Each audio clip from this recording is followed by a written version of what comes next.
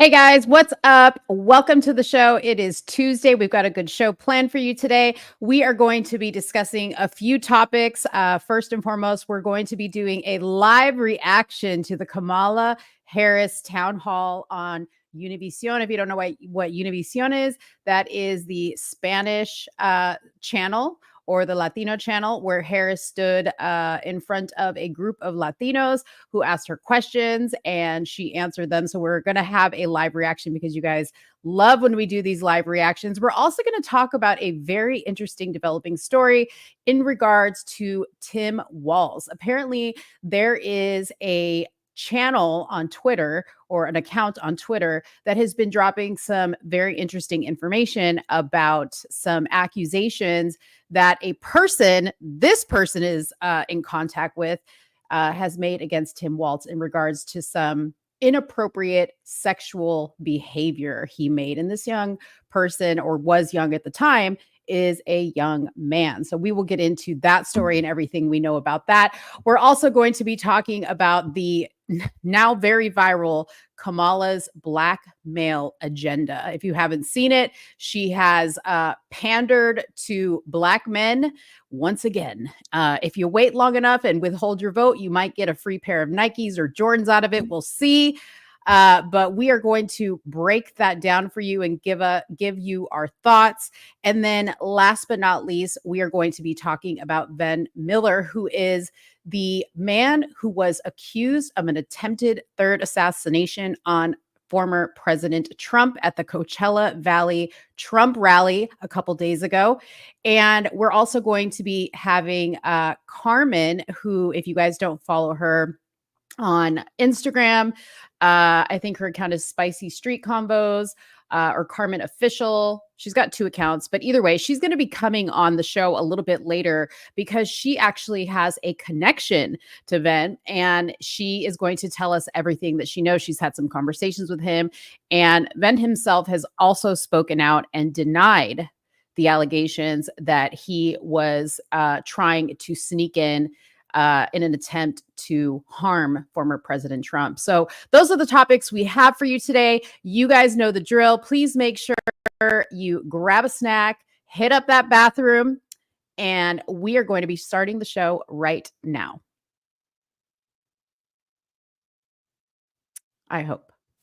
You are now tuned into Somewhere in the Middle with Soonie and Mo.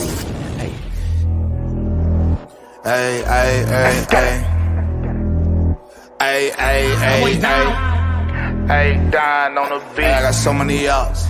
Everywhere I go, I got so many ops. so many ops. I know they plotting against me. I know it's hate, they wanna kill me, but please don't tempt me, cause I got so many glocks. Hey, ain't none of them empty. Jesus said they would hate me too. That's how I know it's envy. I got so many ops. I know they plotting against me. I know it's hate, they try to kill me, but please don't tempt me, cause I got so many.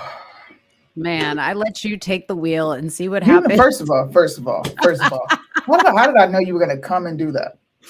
How did I know? Come and do what? It was like 2 seconds. 2 seconds. I didn't put the wrong intro up. I was stuffing my. Listen, I'm eating. Okay, it's a button, Soonie.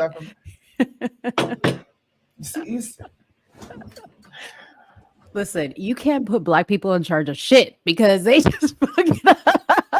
They just fuck it up. Have nice things. It's fine. What? Listen, I'm taking the intro back, people. Next week, be rest assured that I'm going to be in charge of starting that intro again. This is crazy that you're acting this way.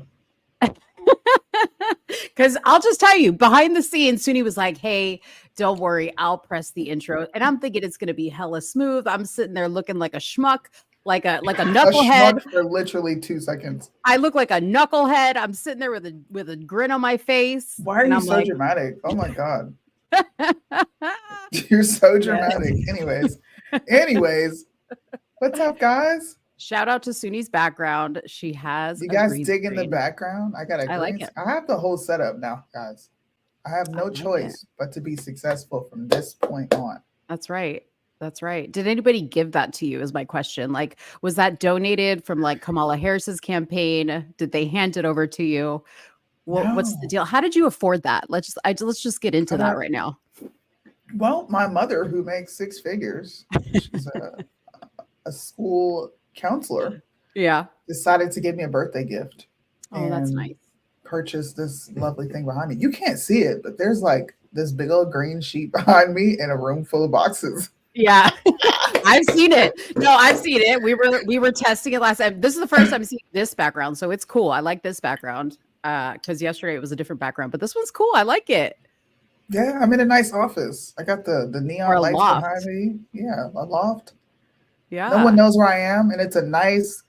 Does anybody else love days like this, or is that just me? Is that like the emo side of me? The emo side of me. I have a very emo side to me. Just fun fact for people who don't know. I do. To me, that's weather to get creative in. No, you know what I mean? Weather to like sit back and chill and ponder on life. Yeah. That's true. Well, I'm glad you got your green screen. Look out, because I just might get one too, and then you never know what's going to show up in my background. I'm scared. Truth be told, Soonie would have to make it for me because I don't know how to do it. David being there frustrated. I quit. I know. I quit. Hey, shout out to my camera because it's fixed, you guys. It is fixed. You guys notice? Yes. I'm not dragging anymore. I'm in real time. I bet you guys are happy. Anyway, shout out to all the people that are watching. Let us know where you're watching from. I see that we have a few people on here. If you guys are new to here or you're from TikTok, which I know we are live on TikTok. Oh, we're live on TikTok. Okay, well, if anybody's over on the YouTube from TikTok, if you guys want to comment, you got to come over to the YouTube so that everybody can see it. But welcome to everybody from TikTok. I'm excited. This is the second full show that we've done on TikTok. Yeah. And you guys don't understand how much a desk like makes your show so much smoother. Just a desk. Yeah. And lighting. Right? Like I'm telling you, like just to have like a professional setting changes it for you because it like gets your creative juices flowing. You feel like you got to rise to the occasion. Yeah. Yeah. I didn't rise before, but I have more incentive. Okay. That's all I'm saying. She was rising, but I like seeing Soonie in bright lights. Like we can see her in full form instead of like shady. She's got like her hat on. We can't see her. It's like dark. You know, she's like a creature of the night. Is that what I look like in Japan? Just kind of like in the shadows a bit? Yeah, you were like in the shadows of Japan, just like shady. Well, you know what? I've been told lots of times you are much prettier in person. So maybe these lights will accentuate what I actually look like. Do I look any different, guys? Can you see my pores? Get close. Get close. Can you see? I'm not going to get that close because y'all can see my pores and I'm not trying to. Y'all already beat up on me enough with my forehead being too big. Oh, man. Marlandon goes in on you. Yeah. It's not Marlandon that talks about me. There's another guy on here that always talks about your forehead. Yeah. He says weird stuff about me too, though. Don't single yourself out. Yeah, he does. I love him, but I love everybody who watches us. Anyways, we got a lot to talk about. Yeah. Before we do get into it, are we still doing a live reaction to the Trump town hall tomorrow? I would love to. I'm going to see if it's actually live or if it's going to be pre-recorded and released. And then if it is, then we'll do it live. Okay. Well, let's start since this whole, so leading up to the election, which is coming up soon, you guys, we have like 3 weeks or less. I know early voting here starts October 21st. I'm going to be there on October 21st. But we are committed to doing shows that are going to educate you guys whichever way. So if you are a Harris Wall supporter or you're a Trump supporter that watches us, we welcome everybody, and we want to do shows that are geared towards educating you and maybe fact checking a little bit more, debunking some, theories that are going around, like, what's the tax plan? What is so-and-so's position on this and what's true and what isn't?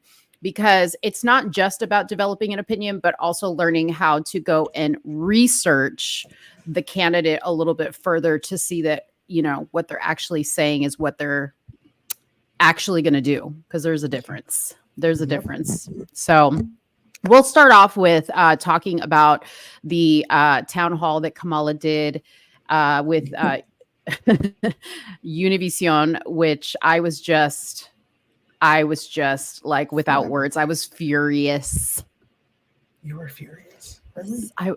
Well, and I'm gonna comment. What did you say, Soonie? That I had to bring out my, what'd you say? What?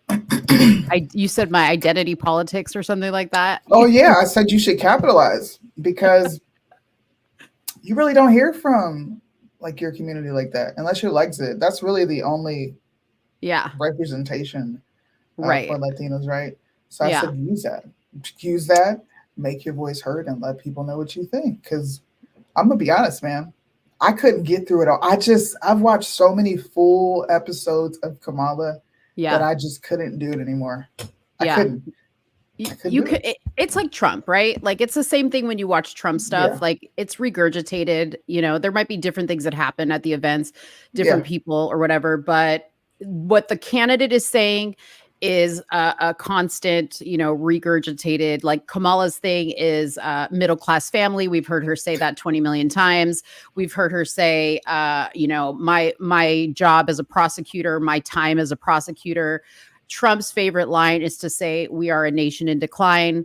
You know, that and well, I mean, that comes from, if you know, I only know that because when I was, you know, going to political events, you know, a couple years back, they had this promo that was running while you were like waiting for candidates to come out and speak, and that was the big line in the promo. "We are a nation in decline," and it was like Trump coming out of the plane, and it was raining, and it was black and white. It was a whole mood.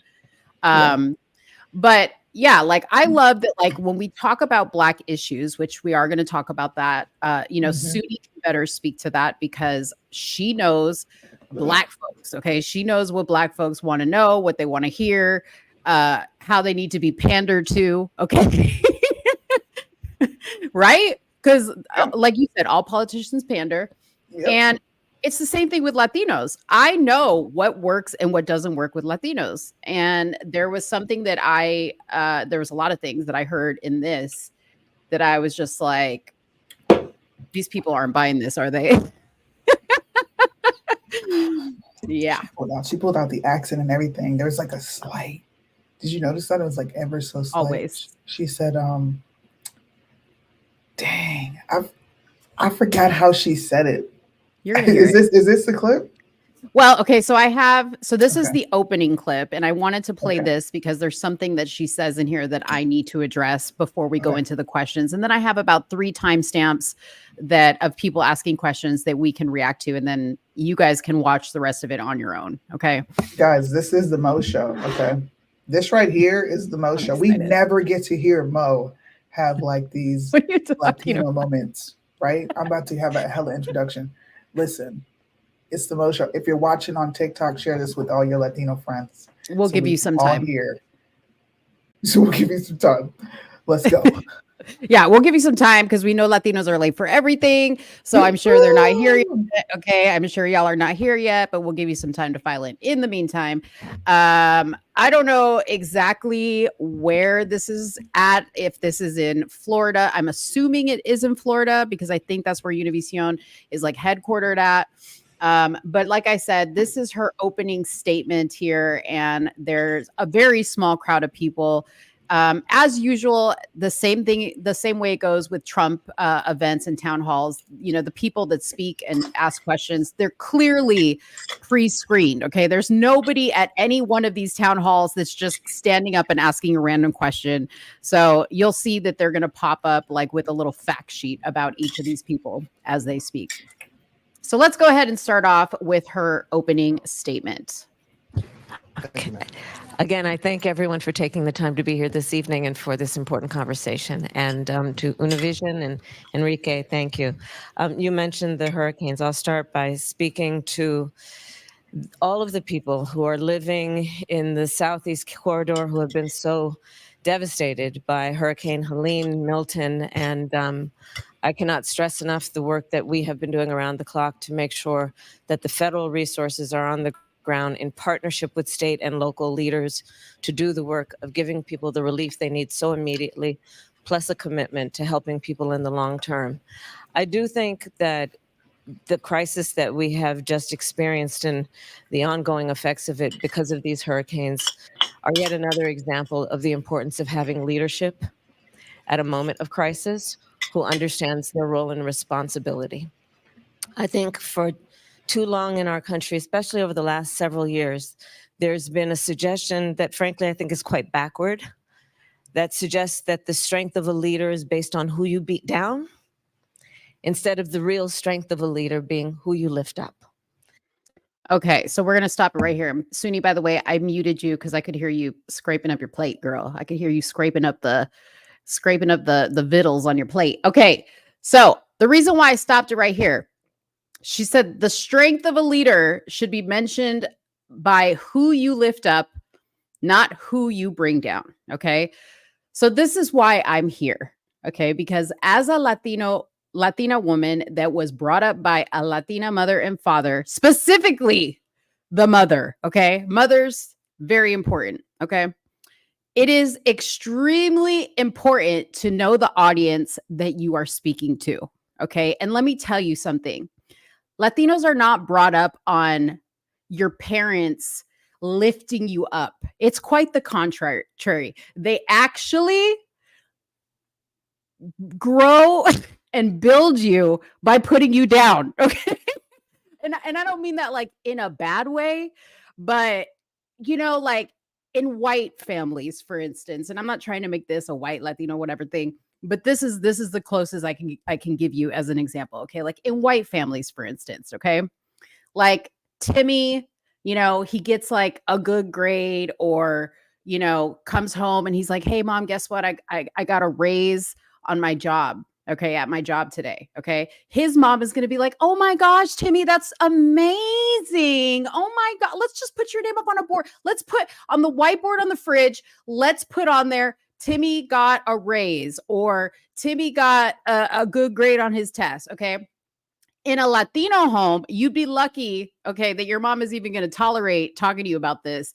Because if you come home in a Latino home and you say, hey mom, I got an A on my whatever class today or whatever test today, she's going to be like, yeah, but don't think I forgot that you got an F last week. Okay. They immediately jump to the negative. Okay. If you come home and you're like, hey mom, guess what? I was at work today. My boss said I was doing a really good job and he gave me a raise. And your mom's going to say, oh, so now you think you're hot shit?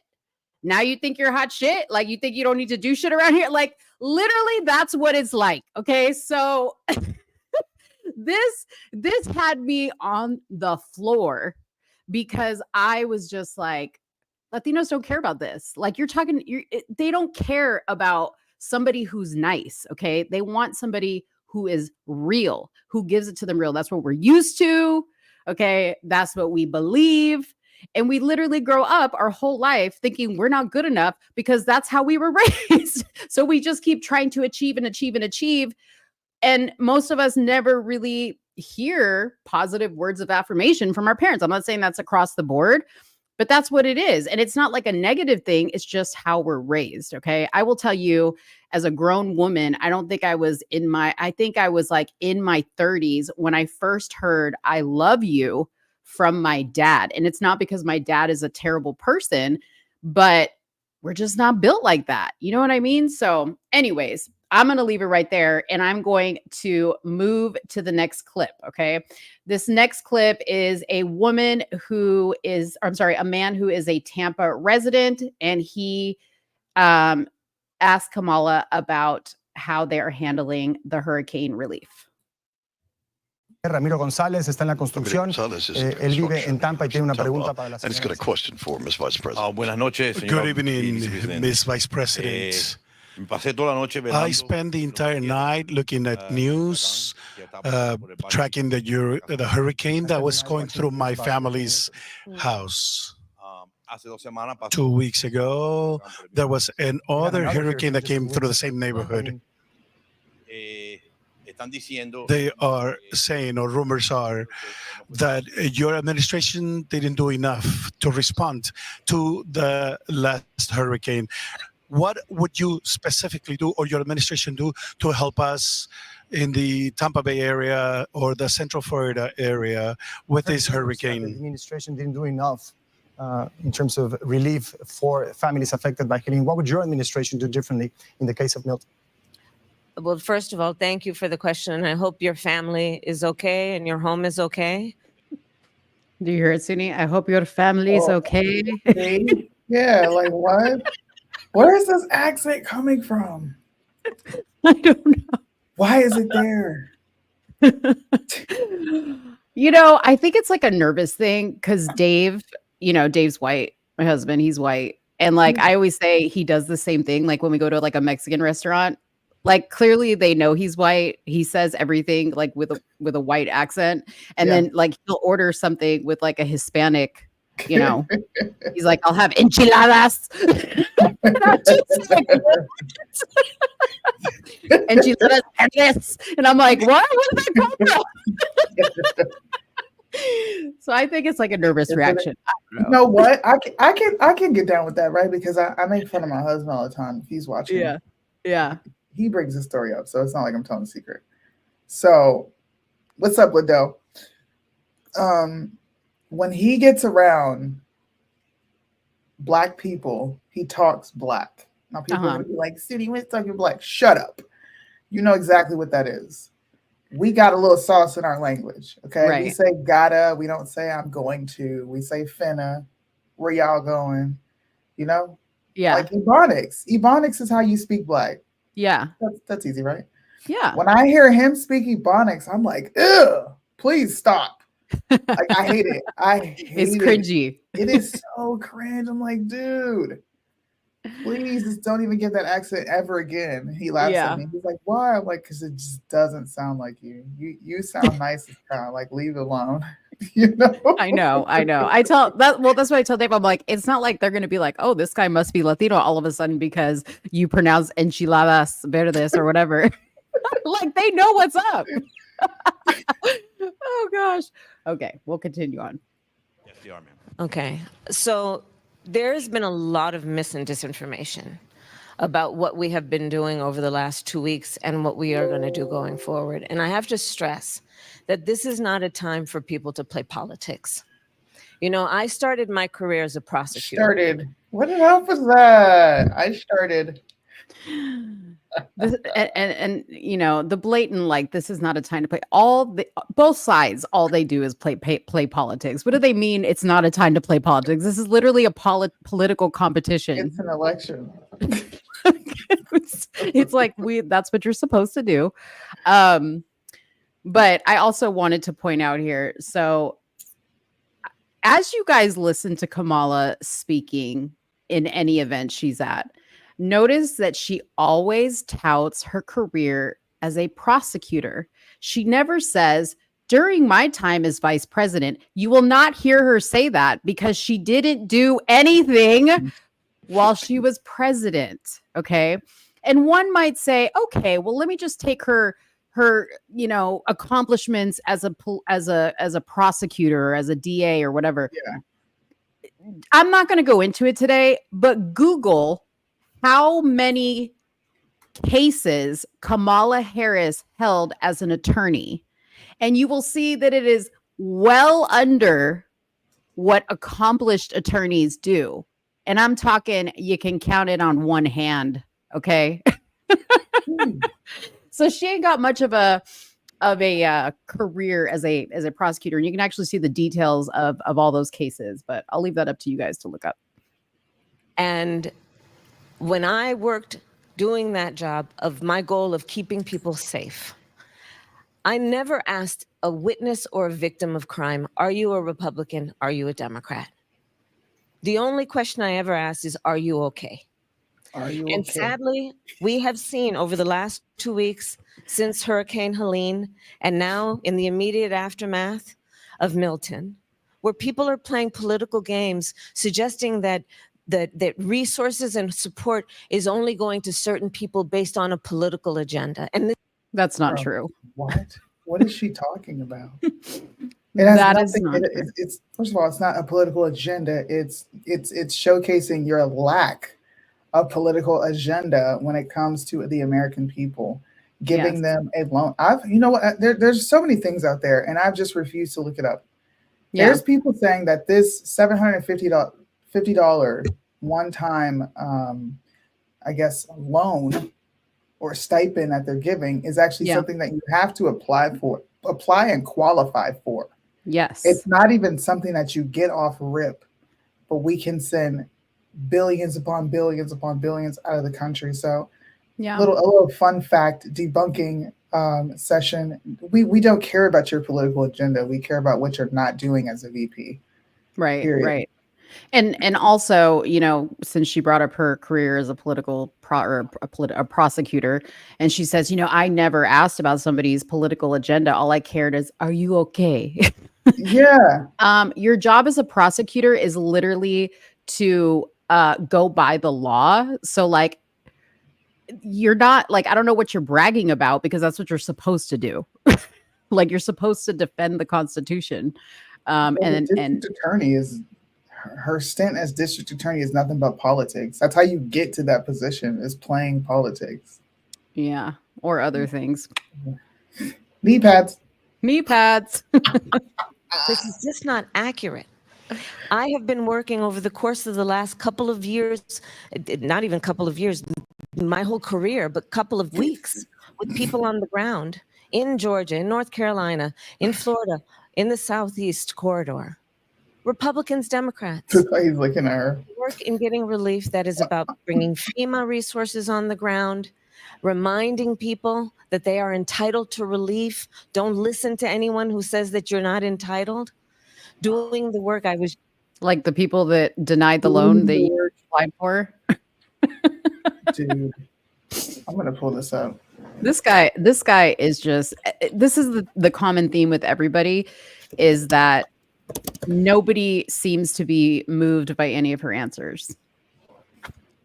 Just on a secure meeting today with the president, with the Secretary of Defense, with the chairman of the Joint Chiefs, with the head of the Coast Guard, with the general representing NORTHCOM, talking about how the federal, state, and local governments are working together for the benefit of the people on the ground. Another piece of work that I've been doing, it's based on my years being an attorney general in California, is telling those corporations and those companies that during crisis and emergencies, jack up prices, and I've seen it happen before, that we're watching them, and at a moment, put this accent away. Of desperation for these individuals and families, whether it be to be able to get temporary shelter at a hotel, for gas prices, for even airline tickets, that we'll be watching if they're jacking up prices to make sure there'll be serious consequence. Okay, so I want to address this because she is right. There are people that are doing that. Conservative Ant on Instagram, he actually made a video because he took in some linemen. He lives in Florida, so they were affected obviously by Hurricane Milton and Helene. But he lives in Florida, and he went on his social media yesterday and talked about how him and he was at a restaurant and he ran into some linemen that were there. And they just got to talking to them and they said, hey, like, this is awesome that you guys are doing this work. We really appreciate it. Like, where have they put you guys up? And the guy said, we're sleeping in our trucks. And he goes, oh my gosh, why? And he says, well, because Airbnbs and hotels are anywhere between $700 to $900 a night. So they cannot afford that. So Ant actually took a few of them in last night, cooked dinner for them and gave them a place to sleep and shower and all that, which was really, really nice. But as far as these consequences that she says that they're holding people to if they do this, unless I'm missing it, you guys let me know. Anybody seen the consequences? Anybody, somebody, anybody. Raise your hand. Yeah. And that's the kind of work I will do going forward. I have spent my career, the vast majority of my career, concerning myself with the safety and well-being of people. And I promise you, and I pledge to you as president, I will continue to do that. You have a right to know that your government and its leaders. You have the right to know that your You government. first. I can't even do the damn accent. This, you know what this makes me think? Like, What? this is just giving psychotic bitch vibes. When you Yeah. can easily pick up an accent like that, And switch. I don't think have you guys ever heard me switch an accent? I sound the same every time I get on this bitch. She sounds different depending on who she's in front of, bro. That is scary as crap. Yeah. I'm sorry. I don't know why that freaks me out so much, but that is legit scary. Yeah. I'm sitting here trying to do this accent and I can't. So I want to also recommend that after you guys watch this show, go to Tucker Carlson's YouTube and watch the interview with Harmeet Dillon, who is an attorney who worked alongside Kamala Harris from the beginning of her career till the end. And she literally starts off the interview and says, Kamala Harris is a shapeshifter. And she provides a lot of stories in that interview. It is a great interview. It's so good. Heebie-jeebies. Yeah. She says it's really scary. She is a straight shapeshifter. Oh my God. Do you want, so we're not going to show it here, but do you want to show, because I see some people talking about teleprompter gate in the comments. Yeah. And I assume that's what you were pulling up. Were you pulling up that video? No. Oh, okay. I mean, I have it. I have my reaction to it. Yeah, pull that up. So just to set this up, so if you guys can see right here in front of her, there is a teleprompter, which there's nothing weird about that because the host needs a teleprompter, obviously. And there may be some type of also translation for her on this screen of like when the people are speaking Spanish, because I don't know. I see that the host is translating for her. But I'm not sure. Okay. But clearly there was a moment where something was on that teleprompter. They noticed it and quickly like shifted away. And she was looking at the teleprompter. So Soonie's going to show that so you guys can see. She was definitely looking at it. What is this called? Teleprompter gate? Is that what it is now? Yeah. Yeah. That's funny. Bro, watch Kamala get exposed for having a teleprompter. The only question I ever ask is, are you okay? And sadly, we have seen over the last 2 weeks since Hurricane Helene. Bro, watch Kamala get exposed for having a teleprompter. Why did she do that, bro? The only question I ever ask is, are you okay? Are you okay? And sadly, okay. Over the last 2 weeks since Hurricane Helene. They cut that shit so quick. You know, so now that I'm watching that was during her opening statement. Okay. Wow. Yeah, that was during her opening statement. That just provided so much more context. Why does she need a teleprompter? She's just repeating the same thing over and over, just different variations. I mean, you would think that you would know it by heart by now. I know some of her lines by heart. Yeah. I mean, to be fair, we don't know if Trump has a teleprompter. If anybody's been behind him at a rally. Of course he got one. Yeah. But I She's mean, young, like, but I mean, when he's giving like the same speech he always gives, it could be. I don't know. This is about being fair. We're going to be fair to Kamala. This is a fair criticism. Kamala is just straight up cringe. Just bottom line. That's her. That's her thing. That's her shtick. That is her like vibe. That is the aura she gives off. That's just Kamala. And we love Kamala for it. Thank you, honey, because you are the Christmas tree that keeps on giving. Listen, okay. The content between you and The View.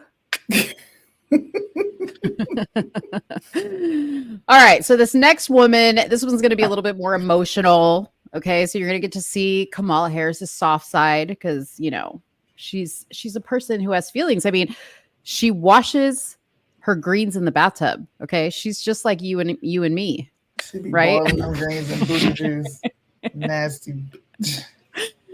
All right. So this is a woman who has lost her mother. Her parents were both immigrants. And she has a question for Kamala Harris on how she's going to address the disparities in healthcare with immigrants. Buenas noches, Vicepresidenta. Good evening, Harris. Madam Vice Usted President y yo Harris. tenemos algo en común. You and I have something in common. We both lost our mother. Oh. and I'm an American citizen born to Mexican parents. They were here before I was even born. They've worked their whole lives. But with the way immigration laws change over time, I was only able to help my dad get his legal status squared away, but not my mom's. My mom passed away just 6 weeks ago. Oh, I'm so sorry. And she was never, ever able to get the type of care and service that she needed or deserved. Sorry. Take your time. Take your time. So my question for you is, what are your plans, or do you have plans to support that subgroup of immigrants who have been here their whole lives, or most of them, and have to live and die in the shadows? I'm so sorry for you. Thank you. You must remember your mother as she lived. I'm sorry. I know we're in a serious moment, but was anybody else creeped out by that? Soonie, this was her. You must remember your mother as she lived. Oh, she put on the old decrepit witch hands. Running back, please. Yo, just take it back 5 seconds, please. She said, okay, hold on. What is it at? 9:41.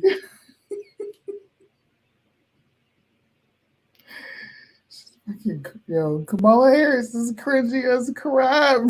All right, here we go, you guys. You must remember your mother as she lived. I have enough of a feeling about your strength that it probably comes from her to know she would want you to remember her as she lived and not as she died, okay? Mm-hmm. So let's take it once. So.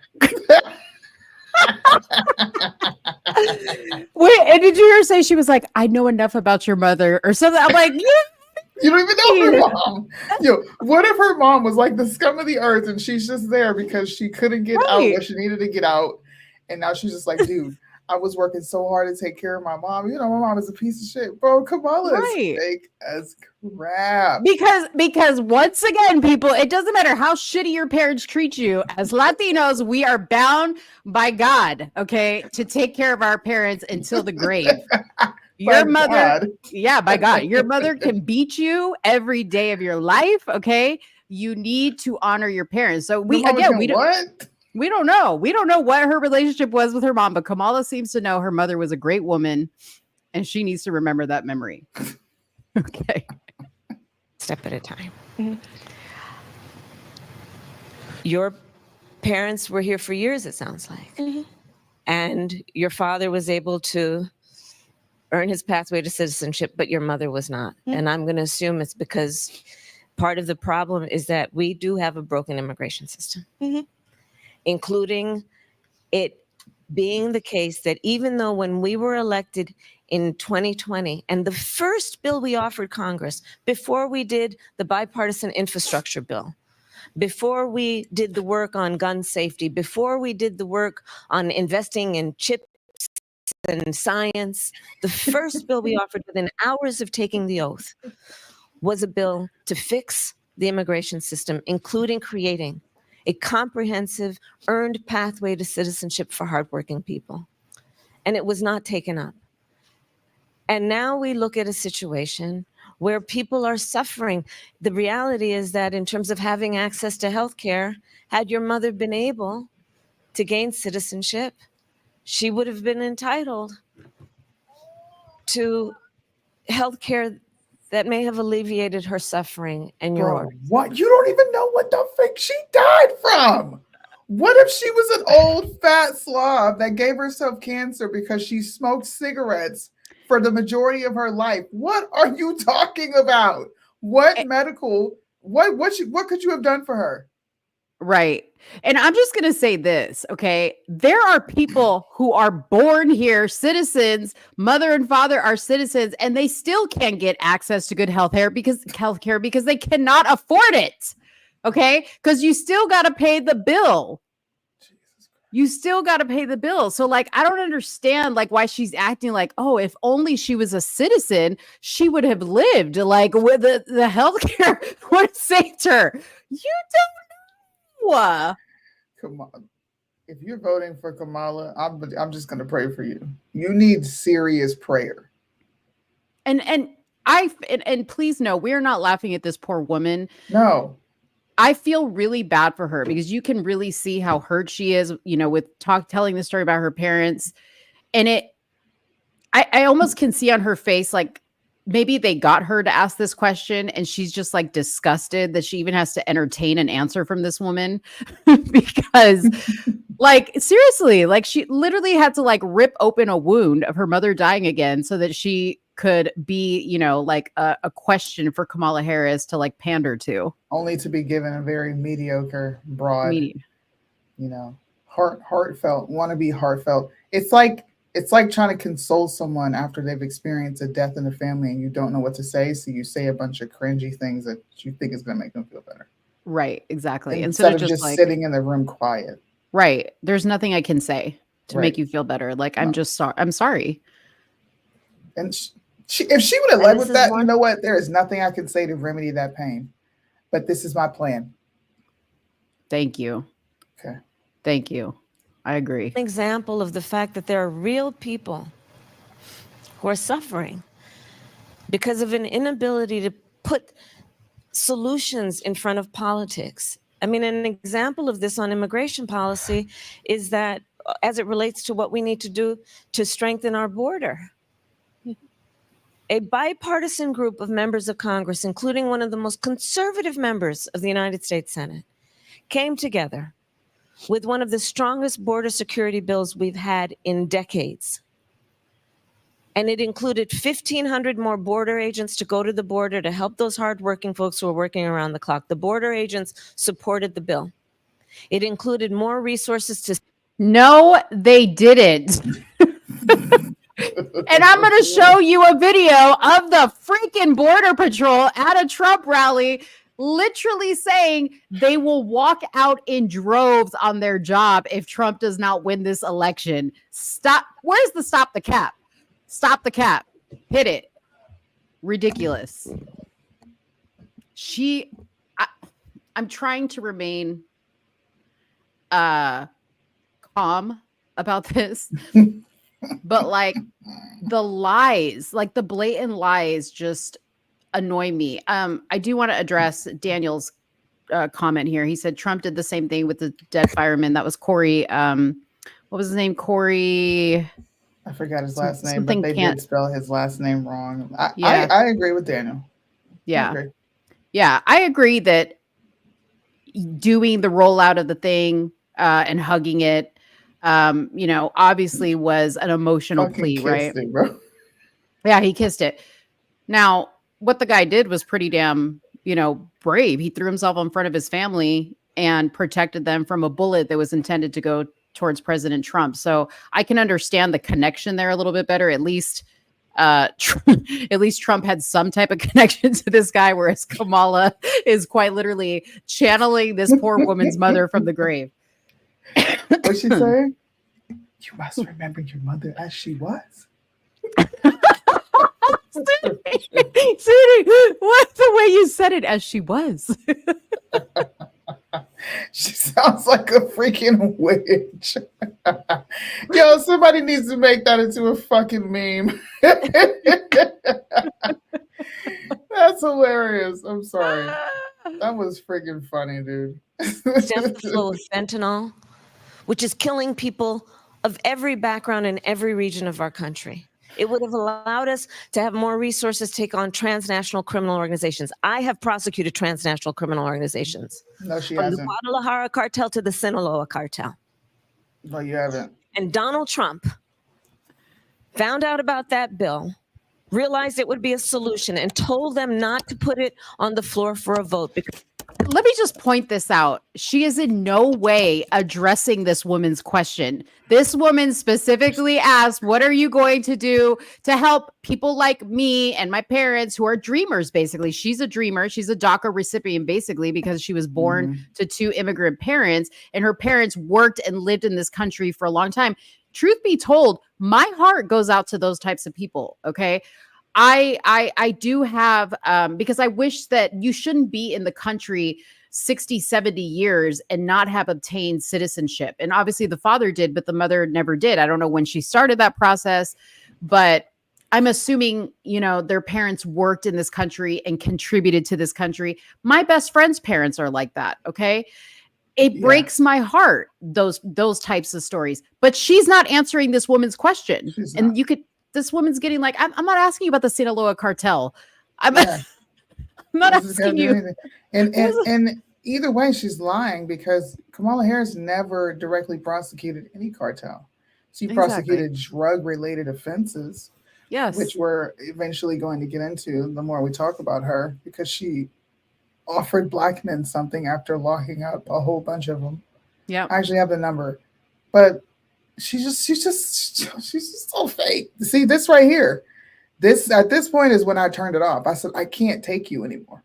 Yeah. There's no way I'm sitting here watching over an hour of you say absolutely nothing, on top of you lying, and then you whispering about her having to remember her dead mother as she was. The fuck do you think she's doing? Yeah. What do you think she's doing already?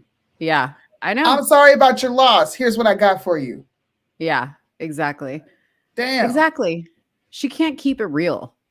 She cannot keep it real. And that's, I will say that that's one thing I do, although Trump has his cringy moments as well, I do appreciate that when people do stand up and ask Trump questions similar to this nature, he's a little bit more sincere about it. People may not always like his answers or whatever, but he definitely gives the same answers all the time. And he is a little bit more sincere, in my opinion, with that. Let's finish this one up, and then we're going to get to one more, because hopefully by then Carmen will be on and we can move to Ben Miller, the Trump accused assassin. Because he would prefer to run on a problem instead of fixing a problem. And again, Enrique, we were talking about it. In terms of real leadership is about solving problems on behalf of the people. The people. On behalf of the people. Come on, bro. Oh, God, I can't. I hope Charlemagne, by the way, she went on the Breakfast Club today. It's not out yet, but I hope Charlemagne asked her about all these fake ass accents. And I'm so sorry for what you've been through. I'm so sorry for what you've been through. You should have led with that. My mother came to the United States at the age of 19. She was by herself, came alone by herself. She raised my sister and me, Maya. And I know what it is like to have a hardworking mother who loves you and to lose that. But I know that her spirit is alive. I know her spirit is alive. And will you tell me her name, and let's speak her name? Maria Dolores. Are they having a seance? What is happening? Okay, we speak her name, okay? The blood of Jesus, right now. Yvette, thank you so much, man. Maria Dolores. The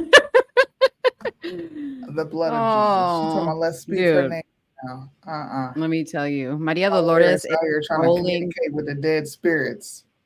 Yeah. Maria Dolores is like rolling over in her grave as we speak. Yo, this is cringy as crap. Yeah. Okay. Well, last one. That's how I think about the healthcare system, including what we need to do to make sure that someone like you who is dead. Here we go. Applications are stuck in our social security system. And Marta Rodriguez has a question about that. Marta, tu pregunta sobre las aplicaciones de discapacidad en el for disabled people at Social Security. Good evening, Vice President Harris. My name is Martha. I'm 62 years old and currently homeless. In 2020, I had a heart attack. Then I got diagnosed with long COVID, which will disable me for the rest of my life. I lost my job, my income. I had no choice but to apply for Social Security disability. It's been 3 years. I've been waiting for a decision. Because of no income, I lost everything. I have no health insurance. I can't get medical treatment that I need. And my question for you is, how will you help the disabled people so that they can get insurance and make America great again? See, did you hear that? And make America great again. She snuck that in real slick. I think this woman is there to ask the hard question because Kamala Harris has been the tie-breaking vote. And I think this is something that, because we're talking about fact checking, I think this is something that we should acknowledge. Yes. If Democrats wanted to propose legislation that addressed the American concerns, demands, and needs and desires, they could have done that. They did it on massive amounts of spending that have left this country. They've done it on massive amounts of weaponry, missiles, tanks, jets that have left this country. So I think that this was a very targeted question, and whoever she is, shout out to her for even making it in there. Yeah. And saying that statement of let's make America great again, because why is she, an American citizen, not able to get what Healthcare. she needs? And these people who are coming across the border are getting it free of charge. Yes. And very strategically placed after the first lady who was saying she couldn't, or her parents couldn't get healthcare because they were immigrants. So here's a woman who is a citizen, born in New York, Puerto Rican origin, homeless. Okay. So this is the dynamic here to look at is that even, like I was saying, even people who should have rights to all this stuff don't. Jeez, man. So I'm so sorry for everything you've been through. Your point about long COVID, finally, it was actually part of pushing to make sure that long COVID is now recognized under the Americans with Disabilities Act. So it is now recognized as being a disability for the purposes of allowing you and people who have long COVID to be eligible for disability benefits. And that's a very big point. As it relates to disability rights as a general matter, it's something I've worked on for years. The point just being very simple, frankly, which is that all people, regardless of disability, should have equal access to housing, to job opportunity. So she acknowledges that she was a part of making long COVID, which I've never even heard of long COVID, but long COVID, a permanent disability. But what? Because this woman just said she has not received her disability, which is why she's homeless. Well, I know someone who has long COVID, but he got long COVID from the jab. He got long COVID because of the jab injury, and this is just permanent sickness. He's always dealing with ailments in his lungs. It's never gone away since he's had COVID. And I'm sorry, because I know we're on YouTube, and got the jibby jab. I'll leave it at that. So it's basically you're forever plagued with COVID-like symptoms. Yes. Gotcha. Okay. To education and again to dignity. And there's still a lot of work that we have to do in that regard. What we have to do in terms of also making sure that somebody who experiences an acute illness does not lose everything is still work we have to do. Part of the work that I've been doing and intend to do as president includes, for example, dealing with the issue of medical debt. So this is a big issue, which is people through no fault of their own experience a serious illness, and then they acquire all these bills and debt. Right now, the system is that medical debt can be used against your credit score. Your credit score, everybody knows their credit score. It's like kind of like, you know your weight, you know your credit score, right? So your credit score, as we know, will determine your eligibility for everything from a small business loan to whether you qualify for a lease on an apartment. The unfairness of it, and this is what I intend to change, is that medical debt is not a measure of how responsible you are with money. It's about the fact that you experienced an emergency for which you did not plan because you did not invite it. And then it worked. I didn't understand that. Shouldn't it be a reality? Now, should hospitals charge as much as they charge for procedures? No. I don't think it should cost $3,000 to get someone from their home to the hospital. That's ridiculous. In fact, yeah, I don't think they should charge people for that, but they do. Yeah. But they have to be able to pay the people that work these positions.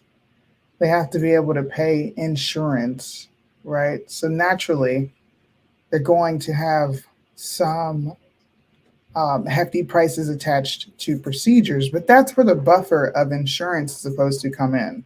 Right. So it's kind of like a natural consequence, right? Like, or would you say it's a natural consequence that if you don't have insurance, you're probably going to pay more out of pocket for procedures? Much like if you get in an accident in a car and you have no insurance, you're going to have to come out of pocket. There's nobody acting as a buffer, or nobody acting as a negotiator on your behalf to get you a fair price. Right. So instead of pandering and pulling at people's heartstrings, why not allow there to be an open market and people can allow insurance companies to compete? Mm-hmm. Or why not talk about other options? Yeah. I don't know. It's just, it's like they're forever bringing up the problem, but not really talking about how there's a solution to this problem. It's just, elect me so I can put more money into this and then change absolutely nothing for you. Yeah. Yeah. And they like to say, oh, like the whole COVID thing was on Trump and this, that, and the other. And, my thing is this, like you had PPE loans that you were magically able to create for people. You were able to give out thousands of dollars, like I think in 3 or 4 separate instances immediately, right? To provide people with relief. Right. Why couldn't you sign some executive order that would give immediate relief to people with things like long COVID to be able to speed up the process for their Social Security or their disability benefits? So like she sits there and acts like she hasn't been at the helm of the control desk along with Biden this entire time. And she says, well, this is something I've been working on and I continue to work on. Like, how freaking long is it going to take? It's been 4 years. COVID started before you even got in office, technically.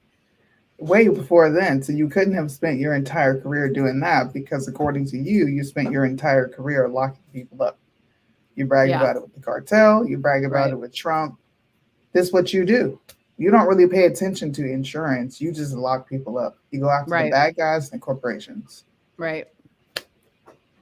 Works against people's ability to do things like get an apartment. So there are a number of issues that I think you're raising around how we have to see the full person and understand how one thing connects to another. Because as you have explained, a health issue that then results in an issue about literally housing and whether you are unhoused. An issue that is about what you qualify. Housing and how you're unhoused. Why is she unhoused? She's unhoused because... Let me shut up. I said I wasn't going to talk about it. I'm going to just be quiet. I'm going to go ahead and cut it short here because you guys get the gist of it. She was pretty consistent with how she has answered questions. She hasn't. Tomorrow, Trump goes and does a similar town hall with Univision.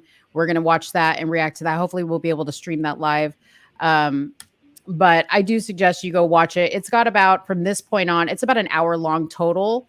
But we just showed you the first 20 minutes. So if you guys want to go and watch it, be my guest. Be my guest. But voters to go watch it. Yes, yes. So we made perfect time because I just saw Carmen pop in. And that is taking us to our next topic, which is the topic of the alleged third Trump assassination attempt made by a gentleman, or that they're alleging was made by a gentleman, Ben Miller. He didn't actually attempt to kill the president, but they're saying that they're using the word they thwarted an attempt of the president being potentially attempted to be assassinated again. So we wanted to bring Carmen on because Carmen actually has some association with this gentleman. She has been following the story. And I was going to read an article about it, but I'm going to let her kind of tell you everything up until this point. So, Carmen, welcome to the show. Hey guys, how's it going? Good. How are you doing? I like your picture. That's cute. Oh my gosh, thank you. That is from 30 pounds ago. And 2019, I think. Okay. Pre-pandemic, Hey, you didn't have to tell us that. We could have just. I know. We could have just been like, it was a hot photo, regardless. Super hot. Pre-COVID weight, Carmen. Yes. Pre-COVID. We all have that. We all have the pre-COVID weight. So no shame. Is that so? Do we have Julius in here too? Oh no, that's just him. I had just had a comment pinned from him. Oh, okay. Yeah. All right. Well, I haven't seen you guys in a while. What's up, Soonie? Hello. What's up? Hello. Yeah, I don't know if you follow Soonie's new page. I haven't seen Soonie's stuff in months. I was telling you. She lost her account again, so you'll have to follow her. Ah, okay. It's Susu. Okay. I'm not even on Instagram. You can just follow my TikTok. Oh boy. Yeah. Okay, well, the commies strike again. Yes. So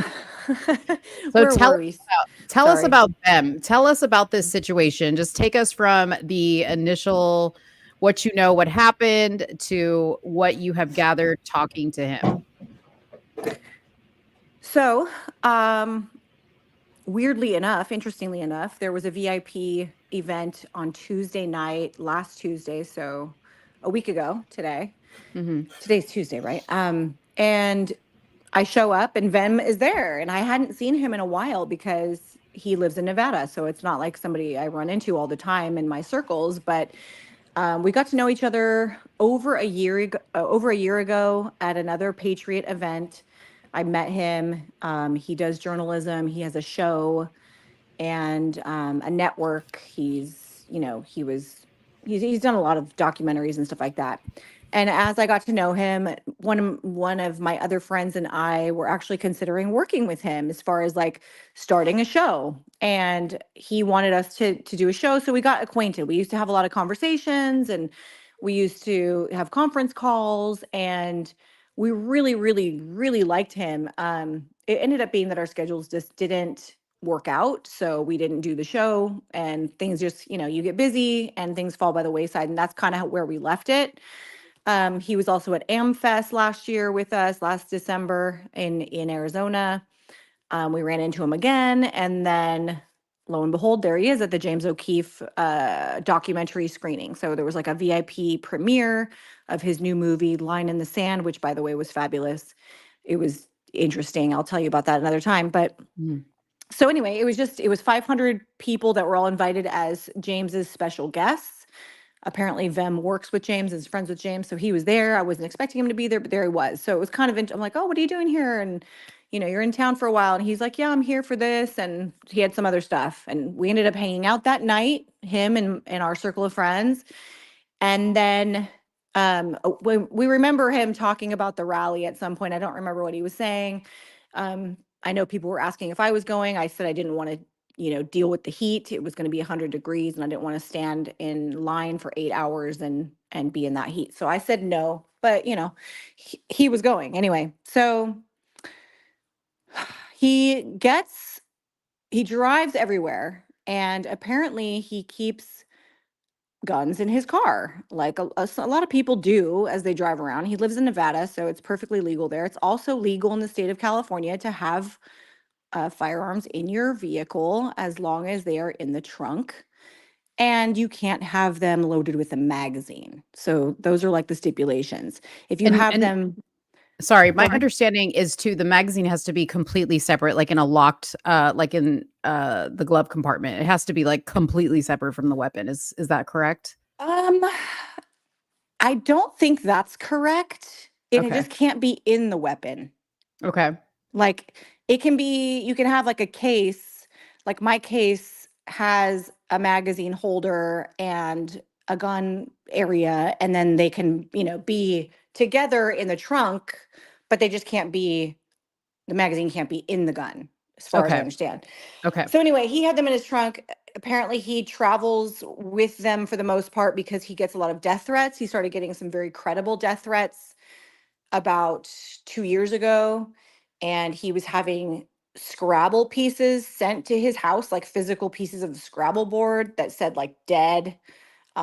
He had pictures of dead people sent to him and all kinds of credible threats. At that point, he decided to buy 2 weapons legally registered in the state of Nevada, and where he lives. And he claims that he's never actually fired a gun before, but he felt like he should have them. I mean, he's not like a gun person. He kind of was in the Hollywood world before, you know, for like 20 years, he's been in Hollywood or Right. something like that, producing and stuff like that.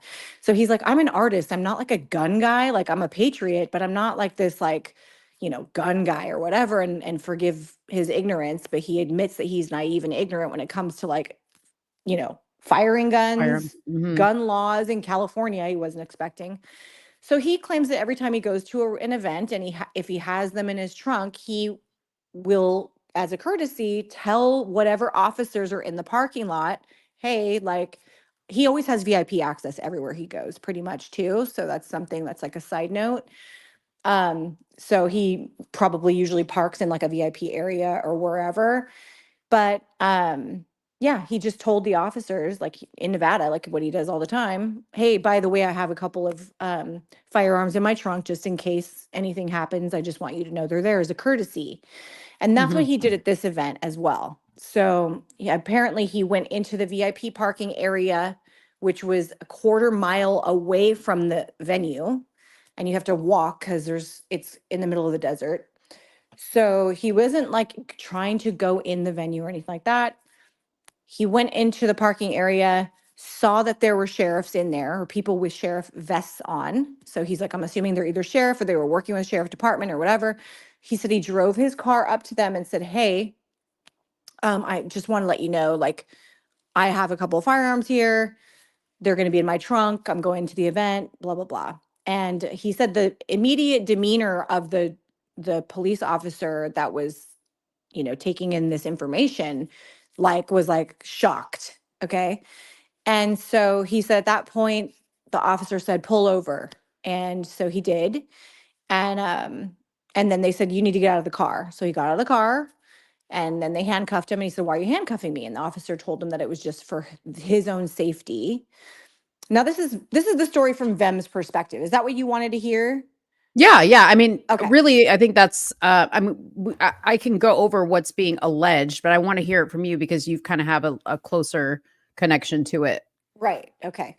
So he said that the officer then handcuffed him. He asked why he was being handcuffed. He said it's just for my protection as a precautionary. He's like, okay, fine. And then I guess the police officer said, we want to just check the serial numbers of your weapons to make sure they're not stolen or anything's wrong with them or anything. And he was like, okay, whatever, yeah, they're right there. Like, there's where they are. He told him exactly where they were. They then proceeded to put him in the back of a cop car in 100-degree desert heat without the car running and without the air conditioning on. Mhm. And they did that for an hour and a half. So he said it was about an hour and a half that he sat in the back of this hot car. He felt like he was like sweltering. He started having an anxiety attack. He couldn't believe it. He kept asking for his water. They wouldn't give him any. They wouldn't turn on the air. Finally, an hour and a half later, they did turn on the air. Meanwhile, they took this opportunity to not just take the guns and look at the serial numbers, but they ransacked his entire car, Mhm. front, back, the muffler, everything. They looked over the entire thing, and he had all of his journalism equipment, his like recording videos, all that stuff that he uses, computers. And he says it's about $250,000 worth of equipment plus intellectual property that he Mhm. had in the back of his trunk. And they went through everything. And he said they found nothing of interest. But they told him that he was going to be going to jail anyway, and he kept asking why, and they wouldn't really give him many answers. So, um, the other part of the story is like he claims that he has health problems, and he was not feeling well when he got there. Like it was already like low blood sugar, and he takes like supplements in his water. He's very natural, like with what he takes and stuff, but he had like supplements that he takes every day, and they were in his water. He's like, I really need my water, please. I feel like I'm gonna die, like basically. And they're like, no, you can't have your water. They're like, what if you put something in it, and then you know, and then you kill yourself or something like that. Like Yeah. basically they made a comment. And so he's like, I need my water. Like it has my supplements. I need to regulate my blood sugar. Like I'm feeling terrible. I've been in the back of this car for an hour and a half now in the sweltering heat. Like he said he started basically having a panic attack. Like he thought he was going to die. Mhm. They finally gave him some of their water. And I guess after a short period of time, they called over the Secret Service, and the cop was trying to tell the Secret Service what was going on. And he said that the Secret Service was not interested at all. He was like, okay, whatever, like, and type of thing.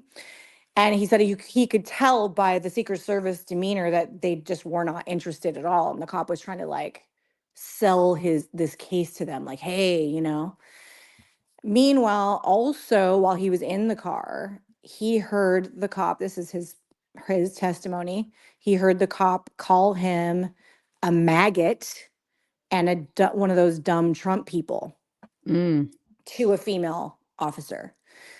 He goes, he doesn't know that I heard him say that, but I heard him say that.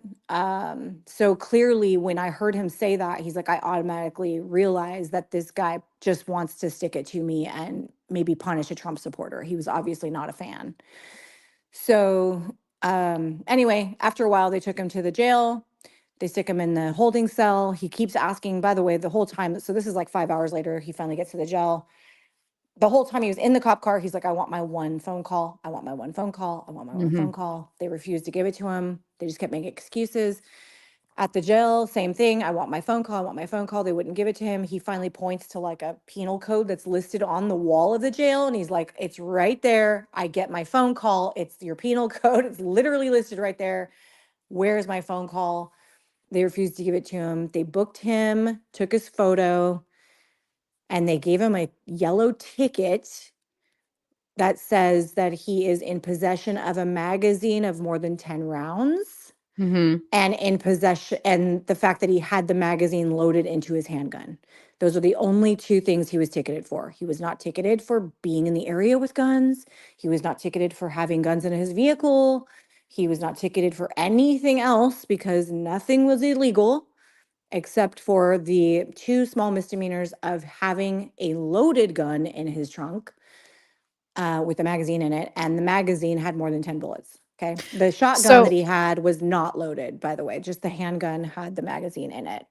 Yeah. So real quick, I want to just kind of outline what the Riverside County Sheriff's Department is saying while you're listening to Carmen's story. So the bullet points that they outlined was the suspect was found to be illegally in possession of a shotgun, a loaded handgun, and a high capacity magazine. The suspect claimed at the outside perimeter that he was a journalist and that he had VIP status, but sheriff's deputies assigned to Trump's Coachella rally found the driver at the inside perimeter had multiple passports and that the vehicle was unregistered.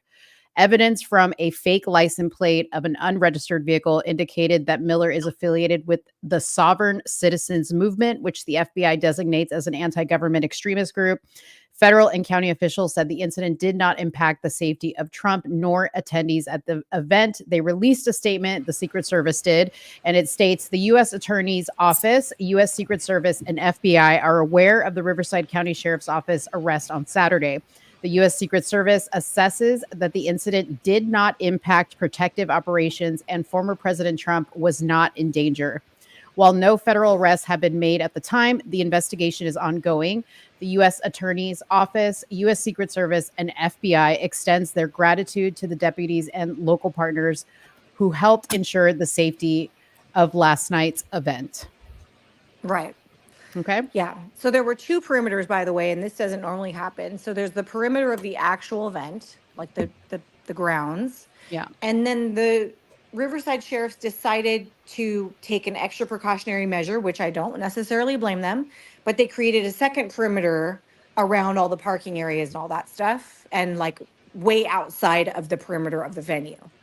So he was inside the outer perimeter of the of the whole area, that which is huge. It's huge. It's like a first massive. checkpoint. Yeah, like the first checkpoint within the Mhm. where people were going to park. And so he wasn't anywhere near the actual venue. Even Sheriff Chad Bianco admits that he was probably a quarter a mile away from the entrance of the venue, from like where you would have to get in the venue. So he wasn't like immediately right near the venue. He wasn't trying to get in the venue with his weapons. He was literally just parking, and he was going to have quite a walk to get to the venue from there. Mhm. So they didn't charge him with anything at all, but 2 small misdemeanors, no bail. He was immediately booked and released. There was no bail. Initially, they said he was released on $5,000 bail. They initially said that he had tons of ammunition in his car, that he had a fake license, all these fake IDs and all this stuff, right? Well, it turns out that, yes, he admits that his license plate is not like a standard commercial license plate, because he does believe there are certain people that believe in there's like a faction of people that believe in the law where you don't necessarily have to pay the state to drive around in your vehicle if you're not driving for commercial purposes. And a lot of people do this. It's not just sovereign citizens, but yes, that definitely falls into that category. He vehemently denies being a sovereign citizen, and the fact that they called him a sovereign citizen and a right-wing extremist anti-government person is a lie. He's always followed all the laws. He's he's a law-abiding citizen. He has 0 criminal history. He's a total patriot. So to call him like a far right anti-government extremist is actually completely false. He's actually a libertarian. He does not consider himself far right at all. He considers himself more of a libertarian, although he did run for office in the state of Nevada in 2022 under the Republican Party. What else? So he does admit that he did have like I don't know if you call it like a state national or whatever type of license plate that's not issued by the state. However, what's interesting to me is they didn't cite him for any of that. Right. He wasn't cited for not having a proper license plate. He wasn't cited for not having a registered vehicle. I think it's registered in Nevada. But don't quote me on that. But he wasn't cited for any of this. He wasn't cited for having illegal weapons, as they called them, because they weren't illegal weapons. Just the magazine was illegal, and the fact that the magazine was in one of the guns. Yeah, the way he had them stored. Yeah, the fact that the way he had the magazine stored was all he was cited for. And the magazine, the size of the magazine and where he had the magazine stored. Those are the only 2 citations that are listed on his ticket. He literally got a yellow ticket with a court date on it and was released.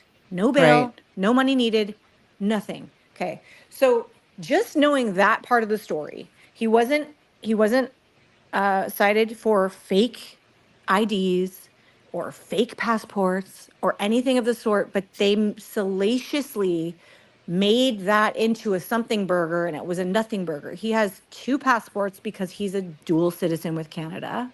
He does have 2 names. I think he might even have a 3rd name because you can't pronounce he's Armenian. He's Christian Armenian. Yeah. Nobody can pronounce his name.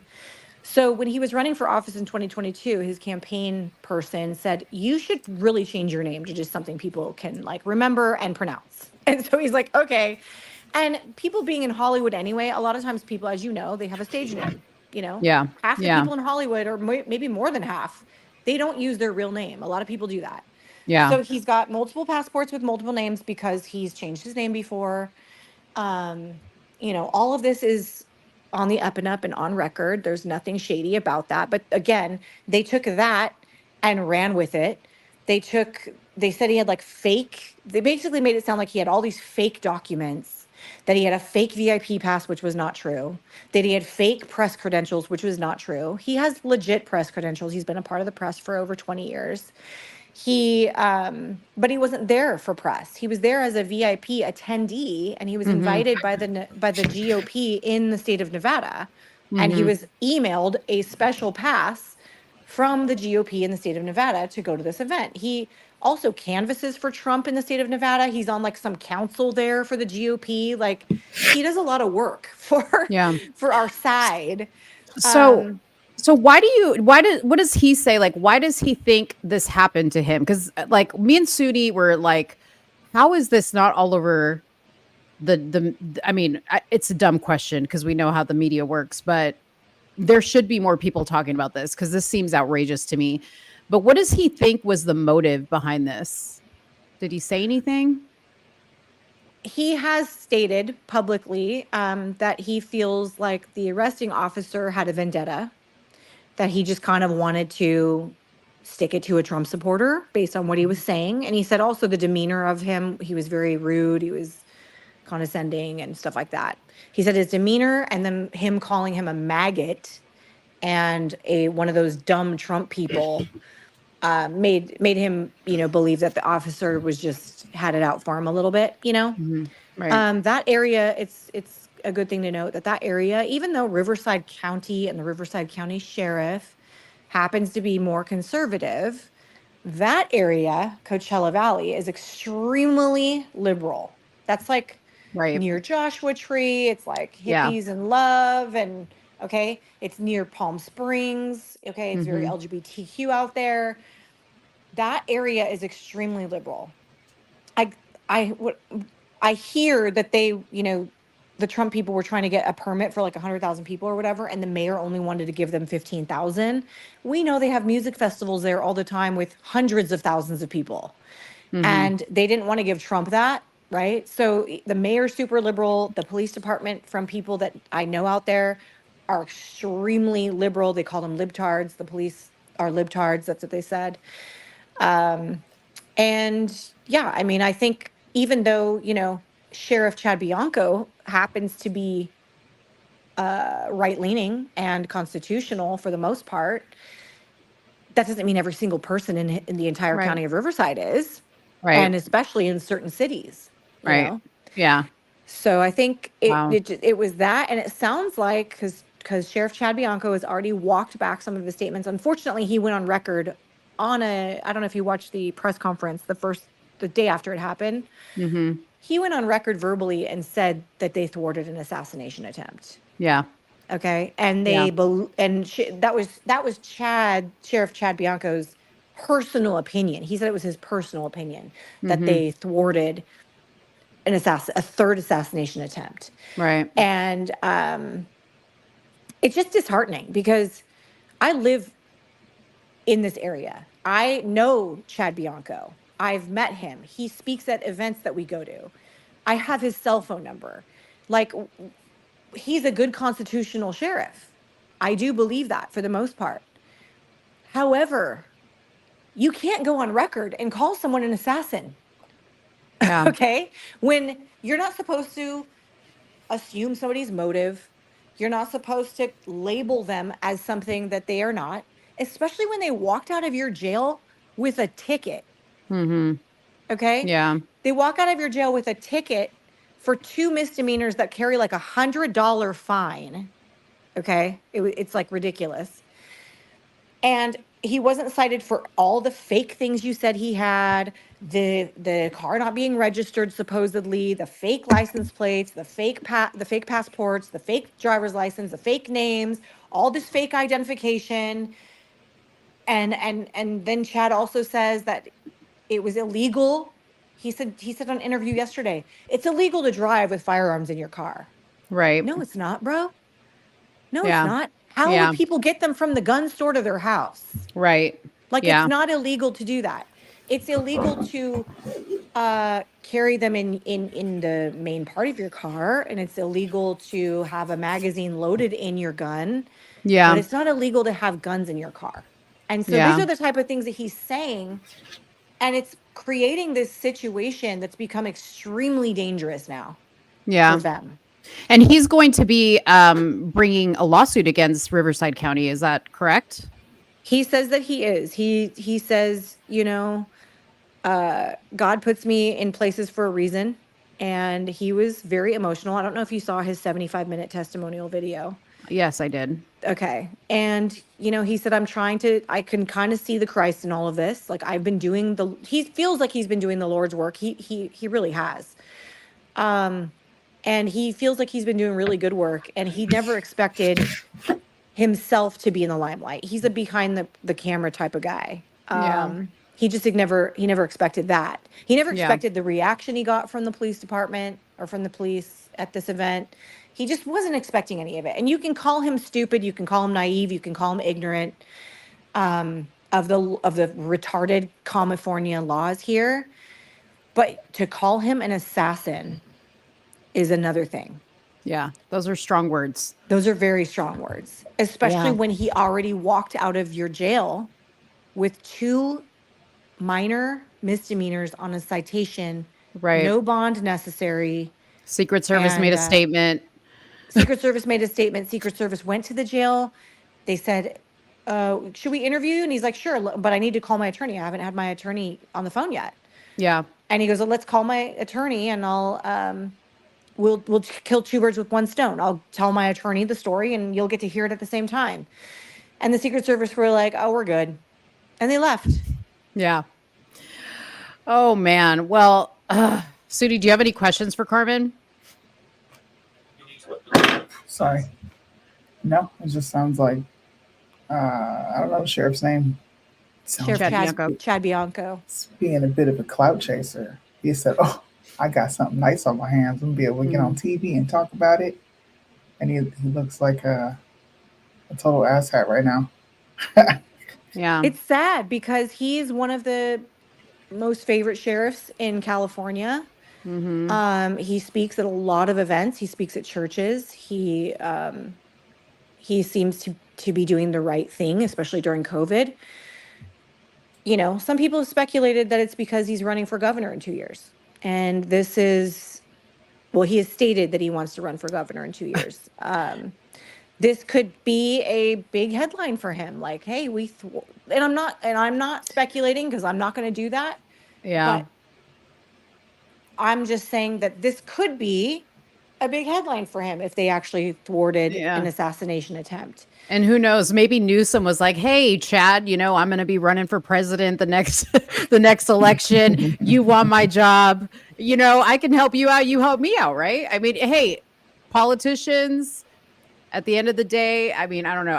I don't know Chad personally. But what I do know is good people can go bad or they can show their true colors at some point. And I'm not saying that that's what's happening, but we shouldn't definitely overlook this or take it lightly, or unless he comes out and says, you know, I walk back my statements. This is extremely irresponsible of me to say what I said. Yeah. I mean, I don't think law enforcement are supposed to do anything with speculation. I think they're only supposed to give you the facts. Even when you see like these mass shootings, for example, the sheriffs aren't up there speculating. They're like, hold on a second. I'm going to stick to what we know at this time. This was the person. This was the type of gun. This is how many rounds were fired. This is I mean, they're so careful to not say the wrong thing. Right. Right. And then you have, unfortunately, Sheriff Chad Bianco going up on a press conference saying, it is my opinion that we just thwarted a 3rd assassination attempt. And I'm sorry, but that is wrong. And that's probably illegal to do that. As a law enforcement officer, you should be like, well, he was cited for 2 small misdemeanors for having an oversized magazine, and the magazine was actually in the gun. And those are, you're not allowed to do that in the state of California. We never let it get beyond that point. You know, he was just found at the perimeter. You know, it doesn't appear that he had any ill intentions. But, you know, he was stopped there and we took him into custody to take all precautionary measures. That would have been a whole other thing. I could understand. Yeah. I could understand that. But you know what, though? When I was, and this is like off this topic, but when I was learning about Kamala Harris and what she did as Attorney General and district attorney, okay, and all the little strings she pulled for Willie, throwing cases out and whatnot. I mean, you would do that if you thought you had some sort of protection, if you thought you could get away with it. That's what I'm saying. Like, there has to be something deeper here. But What do you mean? Like Chad thought he had protection, or yeah, them? I'm telling you, listen, the more you find out about how things work, okay, what if they've got stuff on Chad? What if they had something on Chad that they could hold over him and Newsom could say, hey, this is how you're going to handle this situation, and you're going to do what I say, otherwise this, that, and the other, right? Now, don't worry about saying anything you shouldn't say. I got your back. We'll take care of it. That's what I'm saying is we've seen that type of scenario kind of play out already in different, situations. I wouldn't put it past them, you know? I hate to think that way, but I know. I do think that way. Because of everything I've seen and learned and experienced in politics the last 10 years. Yeah. And it's a sad reality sometimes. I'm not going to say that that's what's going on, but it's like, I think in this case, Sheriff Bianco made a mistake. And, it's okay to make a mistake, but this is a big one. Yeah. And you're making a mistake at the expense of somebody's life, potentially. Mm-hmm. And you're making a mistake at the expense of somebody's livelihood, their reputation, their family. I mean, okay, so yesterday, Vem had 12 police banging on his parents' door in Nevada. Oh, wow. They came for a quote unquote wellness check. I don't know when the last time you've ever heard of a wellness check that had 12 police. Right. But usually they show up with a social worker and one police officer. That's wild. Right? Okay. That's wild. So his parents, his dad's like 85 years old or something like that. His dad's not in good health. Really freaked out the parents. I guess the parents called a friend of theirs who lives in Nevada as well. This was Las Vegas Police Department, by the way. And the friend helped them through this, like, hey, they wanted to come in. And he's like, hold on a second. So then the friend was on the phone saying, you do not have to let them in your house. Ask them for a warrant. Well, they didn't have a warrant. So then they were saying that they were going to produce a warrant. And he's like, well, then you can produce a warrant and come back. And then they threatened the friend that was on the speakerphone. They threatened him that they were going to arrest him if he didn't stop interfering with official police business, because he was advising the parents that, hey, you don't have to let them in. They have to have, they have to have a warrant. It has to be signed by a judge. It can't just be willy-nilly. Like, he was explaining like the law to them because they were terrified. Yeah. And, you're going to go to somebody's parents' house and basically intimidate them. And what were they doing there with 12 officers? That's crazy. That is crazy. So, I mean, I guess time will tell. We'll see where this goes. I'm still in awe that this type of stuff can happen, even though, like we just talked about it, we know it happens all the time. I think it's just weird every time it does. And it freaks me out because I'm just like, to what lengths will they continue to go? Yeah. That's what really just makes me pause and just think, like, how far are they going to take this? Well, I'm terrified right now, to be honest. I've been texting with Vem and messaging with him back and forth on our phones. Yeah. And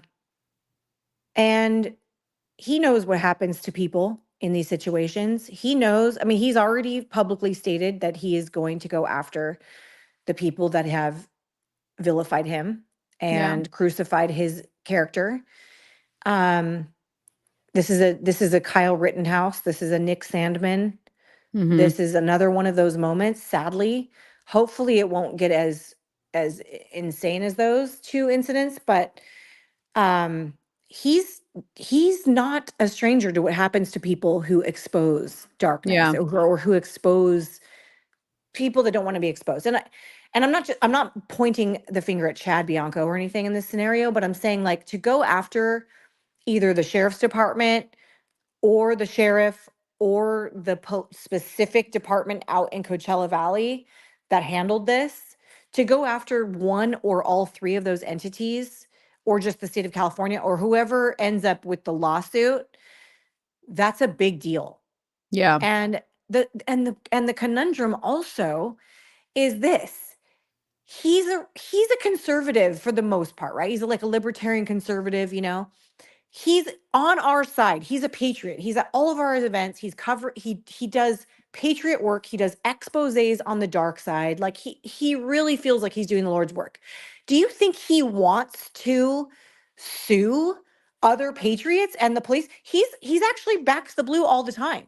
He has no problem with government. He wants limited government. He has no problem with there being government. He backs the blue. Do you think he wants to sue them? He doesn't. That would be the last people that he would ever want to sue or expose or get into a battle with. Yeah. And that's his conundrum too. It's like this crazy, like, crap, you know, like this just happened. Now my character is literally assassinated everywhere. I'm a documentary filmmaker. I have a reputation. I'm a good person. I don't have a record. Like, these were not my intentions. And now this is everywhere. And it's like, now he has no choice but to correct the record in this way. And that's going to be hard for him. And not only that, but, you know, then it puts even more of a bad taste in the Patriots' mouths about him. If he tries to correct the record with a lawsuit, guess what happens? Patriots are going to hate him even more. And then, you know, whoever backs this sheriff is going to hate him for doing that. And then whoever backs him for wanting to correct the record, you know, it's going to be like this patriot battle in California now. Like those who back Sheriff Bianco and those who believe that the record needs to be corrected. Yeah. That sucks. Yeah, it does suck. It does suck. But like he said, there's a reason for obviously him being put in this situation. You know, hopefully this works out in his favor. I'm sure that they will settle with whatever, you know, typically police departments settle with whether right or wrong. Sootie's got a drop, so she's going to go. But I'll continue with you. But, you know, they usually settle out for these things. I doubt this is something that will go to trial. I don't know. But, you know, there's got to be a bigger purpose here. And like you said, he's a filmmaker. Like, what an incredible film after all this is said and done he could make about this, right? And really expose some things. It's ironic, right? It's very ironic. Yeah, unless they put a stipulation in the settlement that you will not discuss this. I don't, you know, see, that's the thing. It's like, I don't think he would settle. Yeah. I think he would rather take his chances and go to trial so that all of the whatever corruption is happening or however this happened, whether it's a corrupt police officer or whether it's a corrupt department or whether it's, you know, and then the chain of command. I'm assuming that Chad Bianco got bad information. That's going to be my assumption, just because I'm going to give him the benefit of the doubt on that. However, as an officer of the law, if I see that somebody's released on just 2 magazine charges, without bail, they got out within hours, am I really going to assume that person was a risk? Yeah. I mean, to say that, to say what he said didn't even make logical sense. Not only did it not make logical sense, but it was just way overstepping the line. Yeah. So is he going to sue the media outlets too? Because they really ran with this story. I would imagine. And didn't do their due diligence as journalists, right? I mean, any journalist with any journalist with 2 brain cells would look at those charges and say, wait a second. Yeah. Yeah. Well, they would look at the charges. They say this doesn't add up. And then the next step would be like, we need to get a statement from this guy.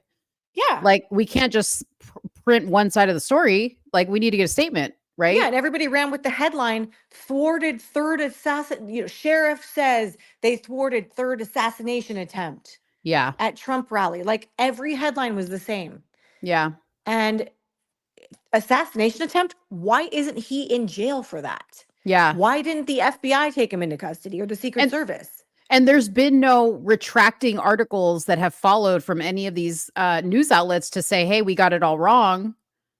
I haven't seen any. Yeah. I haven't seen any. I saw today, I don't know if you saw my video about Inside Edition. They had him on. Mm-hmm. So that's good. Inside Edition had him on, and then His business partner. well, they had both of them on. Mhm. They had both of them on there today. And then Alex Jones had him on. Stu Peters had him on. He was supposed to go on Fox on Laura Ingraham, and they wanted an exclusive from him. This was before he took any interviews. This was the day after. Mm-hmm. And they wanted an exclusive from him, and at the last minute, I guess they told him they're too scared to run the story. That's That crazy. was Laura Ingraham. That was Laura Ingraham. So it's like, really, Laura? Wow. Really, Laura? Good old Fox News. Wow. Laura Ingraham. Good old Fox News. Just they were gonna make him. They told him they wanted to put him on prime time, which he thought would be good for him, right? But they wanted an exclusive. Mm. And then he didn't think about this. So he didn't schedule any other interviews because of that. Yeah. And at the last minute, they canceled on him. And you know what's crazy? Some people may not know this, but like when you do stuff like that with Fox News, even if it's an exclusive, they don't pay you. So they want an exclusive story, but they're not going to pay you for your appearance or anything like that. I know some people think that people get paid to go on there, but they don't. So yeah, that's interesting. Right, exactly. They wanted the exclusive, and it was just going to be good for him and good for club, his own side and getting his story out there on a primetime network on MSM. Yeah. And so he was like, okay, this is going to be, this will be good. And I guess he talked to his people, and they felt like that would be a great thing, and then canceled on him at the last minute. And it's like, okay, did you do that so that he wouldn't take any other interviews? Right. And just be screwed, and just everybody would just be sitting there running with this story over and over and over again all day long. Every influencer, every media outlet, everybody just running with this story all day long. And he couldn't even talk about it because he had an exclusive with you, and then you canceled on him. Yeah. That's crazy. Oh man. Well, we shall see how this turns out. This is very interesting to say the least. And, I'm glad you were able to come on. I know that you just got off work and you're cooking dinner for you and your baby girl. So yeah, no, I had to run to Trader Joe's and get dinner going a little bit. And my favorite. I know, the best. But what did you get? What did you get from Trader Joe's? Share with me, please. Oh, that's right. You okay? By the way, I don't think I ever found the waffles that you were talking about. What? The Dutch pancakes? I don't think I did. You have to go back. I don't think I did. I have to look in my freezer. Maybe I tried to buy some. Yeah. So I got pork chops. Okay. I got some Alaskan cod that I'm going to cook at some point. We Yummy. got some organic Brussels sprouts, little baby corns. We got some celery, grapes, organic strawberries, organic grapes, organic celery. These are the things that we love to eat over here. We have and then right now they have the bats and ghosts, like potato crisps. Yes. Those are so good. Everything there is Halloween, good. Huh? Everything there is good. Oh my gosh, everything there is good. I know. Shout out to Trader Joe's if you want to sponsor me, because all I do is talk about you. Oh, they're amazing. Yeah. So we got a bunch of good stuff, a bunch of goodies, and kombucha, and their little pure coconut smoothies. They're just these little white things. Those are good. Yes, those are delicious. Yeah. I love those. Yeah. My daughter's on a kick right now. So she's into all that. But yeah. Awesome. So yeah, we went there real quick and then raced home, and I ate a bean and cheese burrito from Trader Joe's, which I never do, but I fried one up really quick, and I made a fried burrito really fast so I could jump on here at 7. I had 3 minutes to eat. I'm like, oh my gosh. Yeah. But awesome. yeah, no, it's my pleasure, because it's just a shame that it's one of those things where you can't put the genie back in the bottle. Right. You just can't. Yeah, you can't. And there's a reason why, there's a reason for all that. And I'm sure it'll be revealed what that reason, what that purpose was. I am very surprised that Trump hasn't said anything, considering this was at his event, that he hasn't spoken out and said hey, this is crazy. I don't know. Maybe he's got other things going on, but this seems like a big deal to me. Okay. Considering the guy has literally gone through a few of these situations and this one's not real, that, he would at least want to lend his name to helping to clear this guy of these allegations. I don't know, but we shall see. We shall see. Yeah, exactly. I mean, the Secret Service did basically say like, yeah, Yeah. there was no danger or whatever, but they probably didn't even really know. Who knows if they even knew what the charges were when they made that statement? I don't know. Right. But it's like, not only was there no danger, he wasn't even anywhere near the venue. Yeah. The headlines made it sound like he was carrying guns on his person trying to get into the rally. Yeah. I mean, that's just the way it sounded. They didn't Yeah. say that, but that's the way it sounded. Right. Man with found in possession of loaded firearms and multiple IDs and all these different names and all, it's like, hold on a second. Yeah. Like chillax. Yeah, Chillax. I Yeah. get it. Everybody's on high alert. I understand. Everybody's got a heightened sense of awareness right now. I get Mhm. that. And I'm sure that the sheriff made it known like, hey, nothing bad is going to happen at this event. Like, we are protecting the president at all costs. Yeah. I'm sure Yeah. after everything that's gone on, they wanted to make sure it was a very clean event. I Yeah. get it. Yeah. And like I said, fine, detain him, check him out, and then either tell him to go away or like whatever. But if all you're going to do is cite him for 2 minor misdemeanors and let him walk right out of your jail without even a bond, Right. how are you then going to translate that into a third assassination attempt? Right. And not only this, but one more thing, I'm sorry. That's okay. The minute I saw that he had a handgun and a shotgun, Mhm.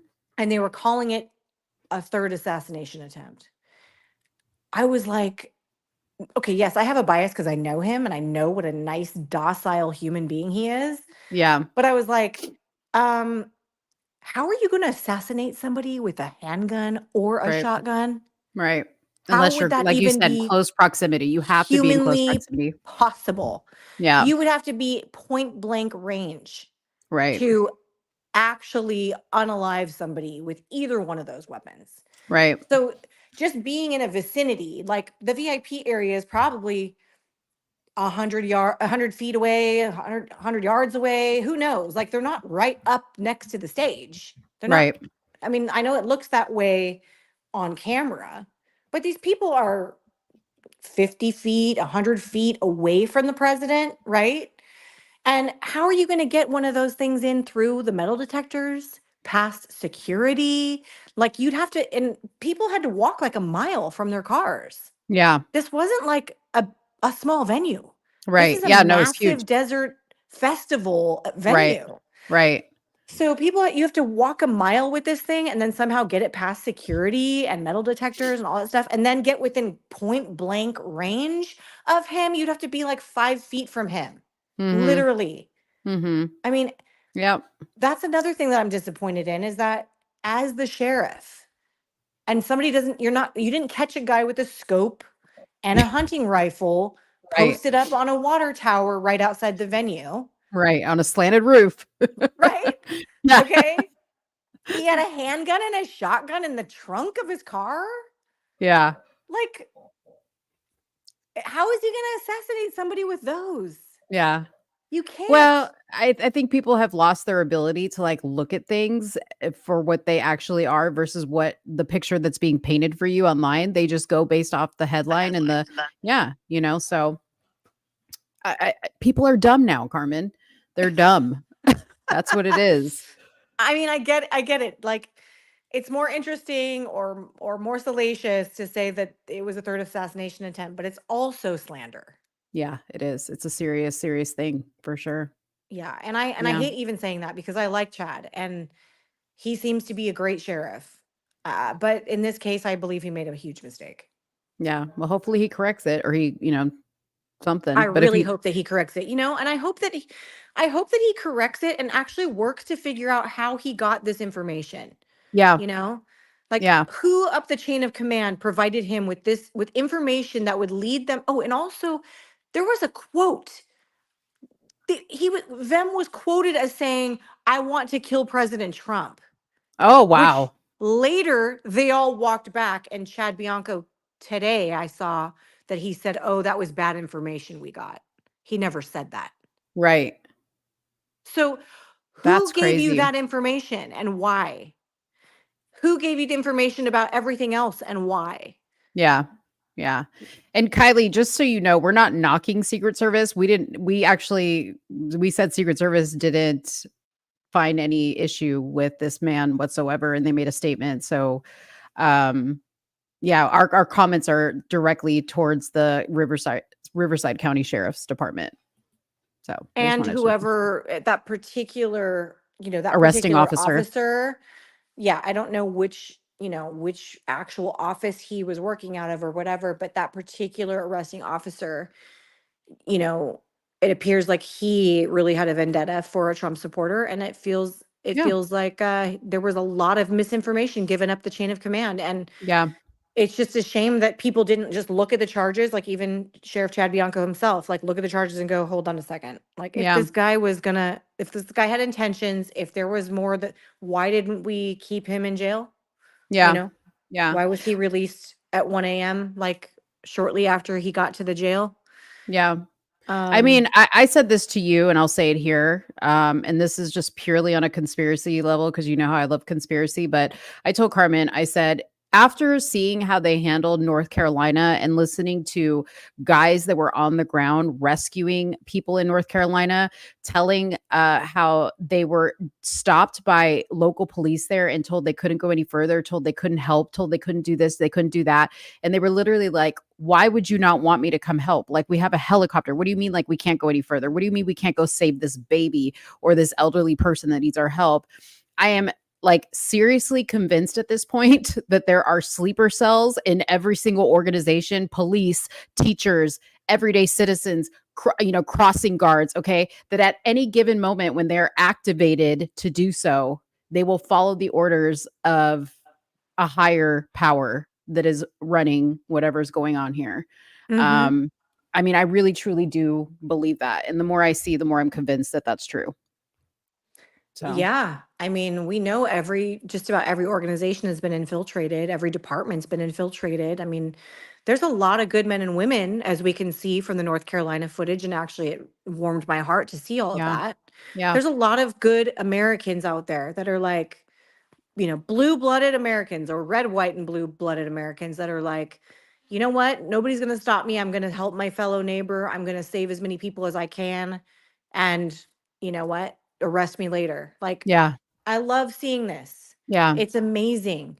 Yeah. But then you do all these, it's like all these little rocks get turned over and you slowly see all of the grossness of society too. And it's just like there's bad citizens out there. There's bad, everything. There's bad everything. There's bad doctors, there's bad police, there's bad priests, there's bad Yes. pastors, there's bad.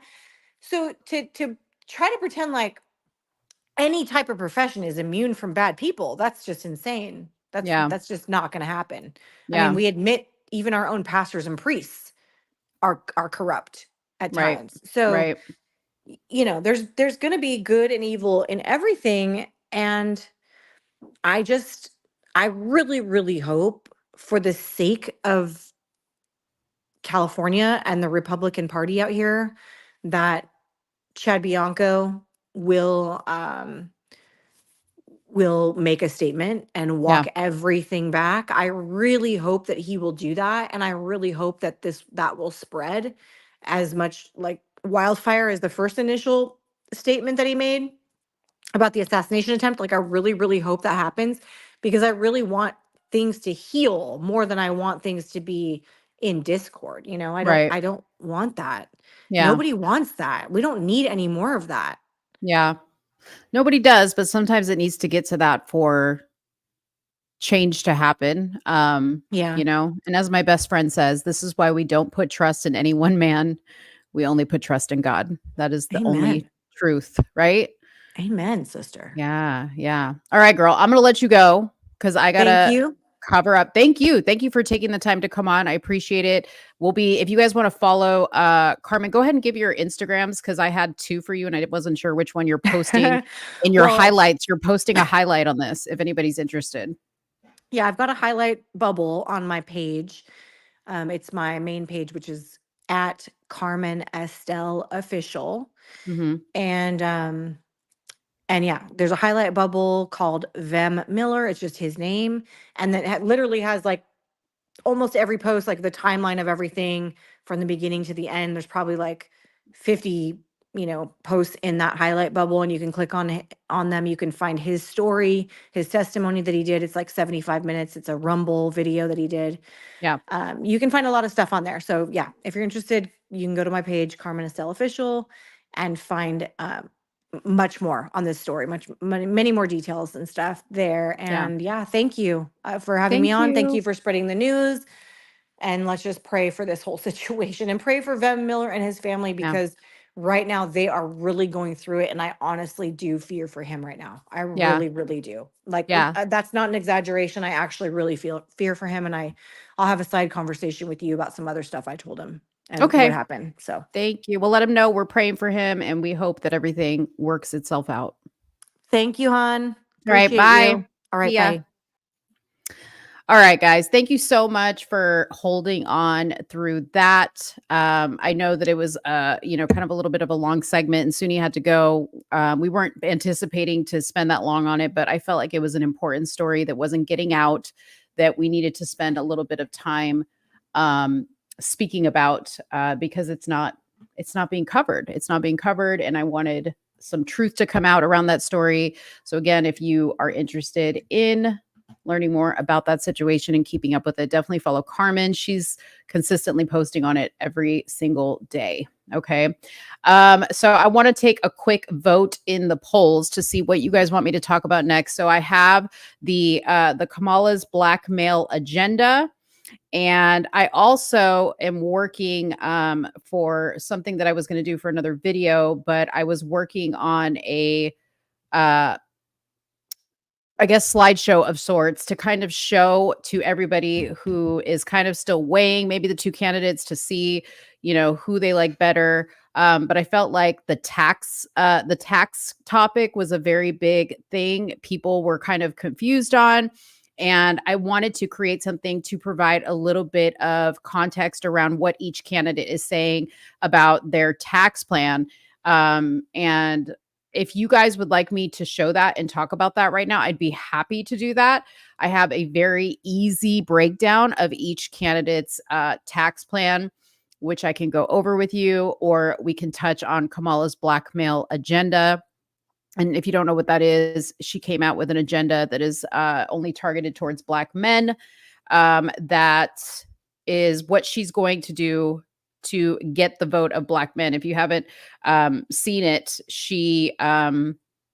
Obama went in front of some young men at a university, I believe it was at a university, and he basically just totally fumbled the ball by making them feel bad for not voting for the Black female. So I can quickly cover that I can go over. I can go over both if you guys are interested in both. So just let me know in the comment section. Okay, so Angela's saying Kamala Black agenda and Kylie saying tax issue. They're killing me in my state. Okay. Okay, I need another tiebreaker vote. And I can go over both if you guys want to hang on. Dominique, I made the same joke to Soonie. I said, as in blackmail, like, yeah, that's what I thought too, but she didn't get it. She was like, what? I don't understand. It's old people jokes, I guess. But yeah, I need one more person to make a vote. So if you want me to talk about Kamala Harris's opportunity agenda is what it is for Black men, I'll talk about that. But I will talk about both, but this will determine what I'm going to talk about first. So one more vote needs to come in for the topic, and I will discuss it. So somebody give me a vote to something. And just so you know, the little graphic that is going around with this opportunity agenda Okay, so I got another vote for the opportunity agenda from Judy. Okay, so that's what we're going to talk about first, and then we'll go into the tax stuff if you guys want to hold on and look at that. So this, I'm just going to talk about the little graphic that is going around that was dropped by the Harris campaign, because that's all that anybody is actually seeing online. But just know that there is a more detailed information on her website, and I will show you guys that as well before we kind of close out this show. So without further ado, let's look at the agenda, the opportunity agenda for Black men. Okay.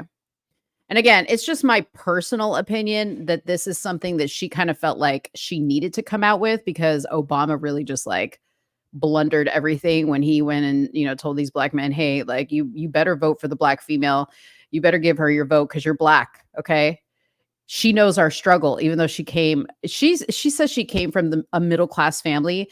But if you guys have been watching Kamala Harris's breakdown of her genealogy, she actually came from a very privileged Jamaican family, just so you guys know. But that's another story. I digress. Okay.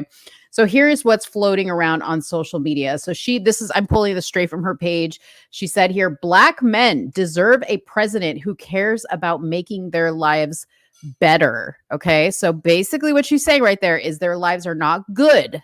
So they could be better. Okay. It depends on how you look at it. We can go over some of the comments, but if you guys have been looking at some of the comments on this particular post, on any graphic that you've seen anywhere, the comments are not good. Okay. Like, and when I say that, I mean, they're not good for her. I want to applaud, and I'm going to say Black men because this is specifically geared towards Black men, but I want to applaud Black men that I have seen. I have yet to see one that has actually fallen for the okie dokie.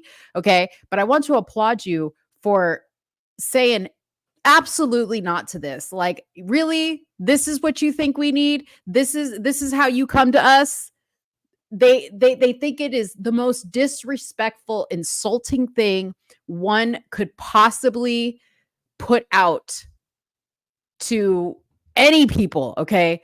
But specifically to Black men, okay? So, and I want to say this, okay? I'm going to address that, yes, Trump did the platinum plan for Black people, and it's essentially, if you want to just look at it, you know, tit for tat, it's essentially the same thing, right? The platinum plan was specifically for the Black community. It wasn't for Black men or Black women. It was for the Black community. And I can pull that up and we can go over that if you guys need a refresher, okay, on that.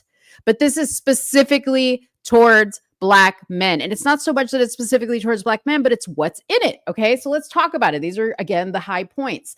Number one, provide 1 million loans that are fully forgivable up to $20K for Black entrepreneurs and others to start a business. So I'm assuming the others means that it applies to other people besides Black entrepreneurs, or maybe it applies to Black women. I don't know. Okay. Her website has a little bit more context around these things.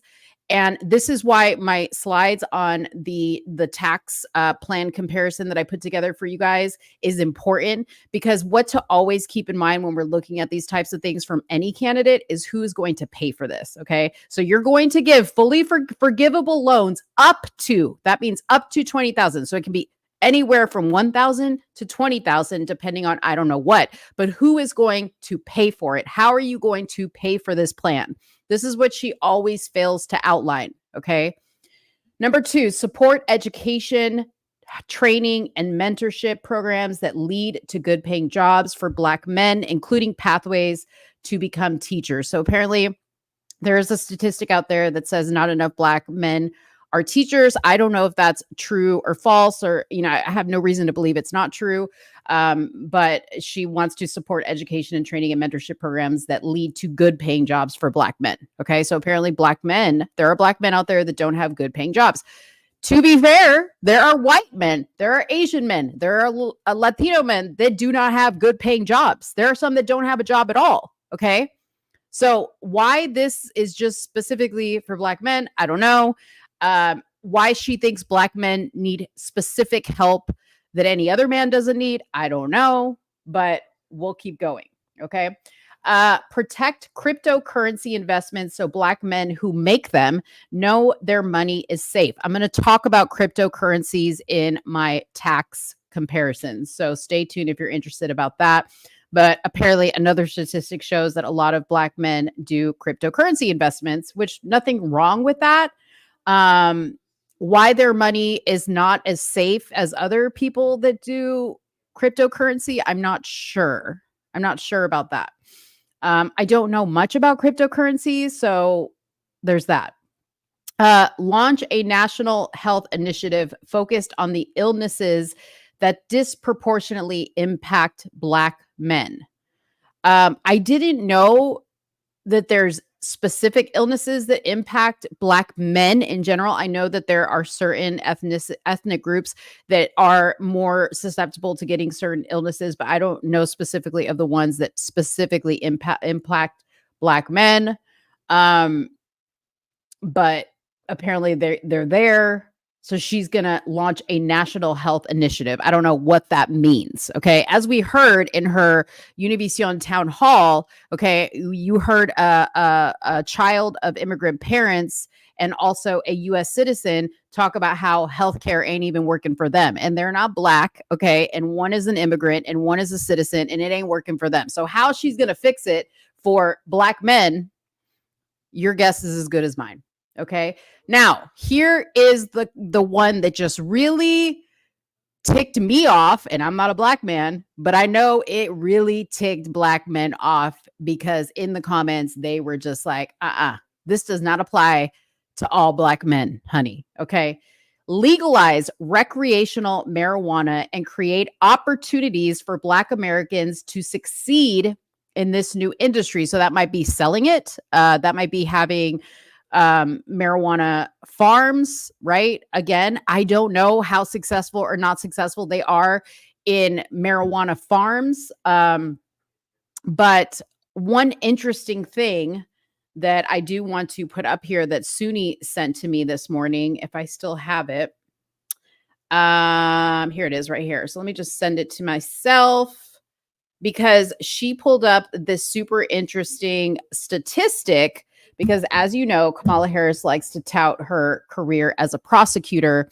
So let's bring up some stuff from when she was a district attorney in California. Okay, Soonie did the due diligence, as you know, Soonie often does.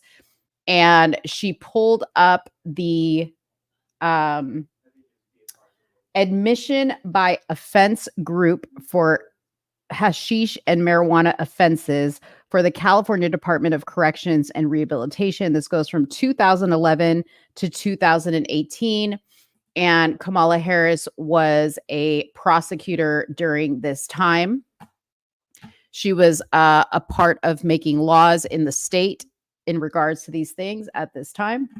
And you can see here in 2011, 2012, 2013, you can see right across here that marijuana possessions for sales, there was 519 in 2011, 140 in 2012, and so on and so on. You can kind of see as the years went on, it kind of went down. Okay. I don't know if that's because they also got kind of lax on prosecuting people for these types of crimes. And also, it's California. So, and then here you have marijuana sales and marijuana offenses. Okay.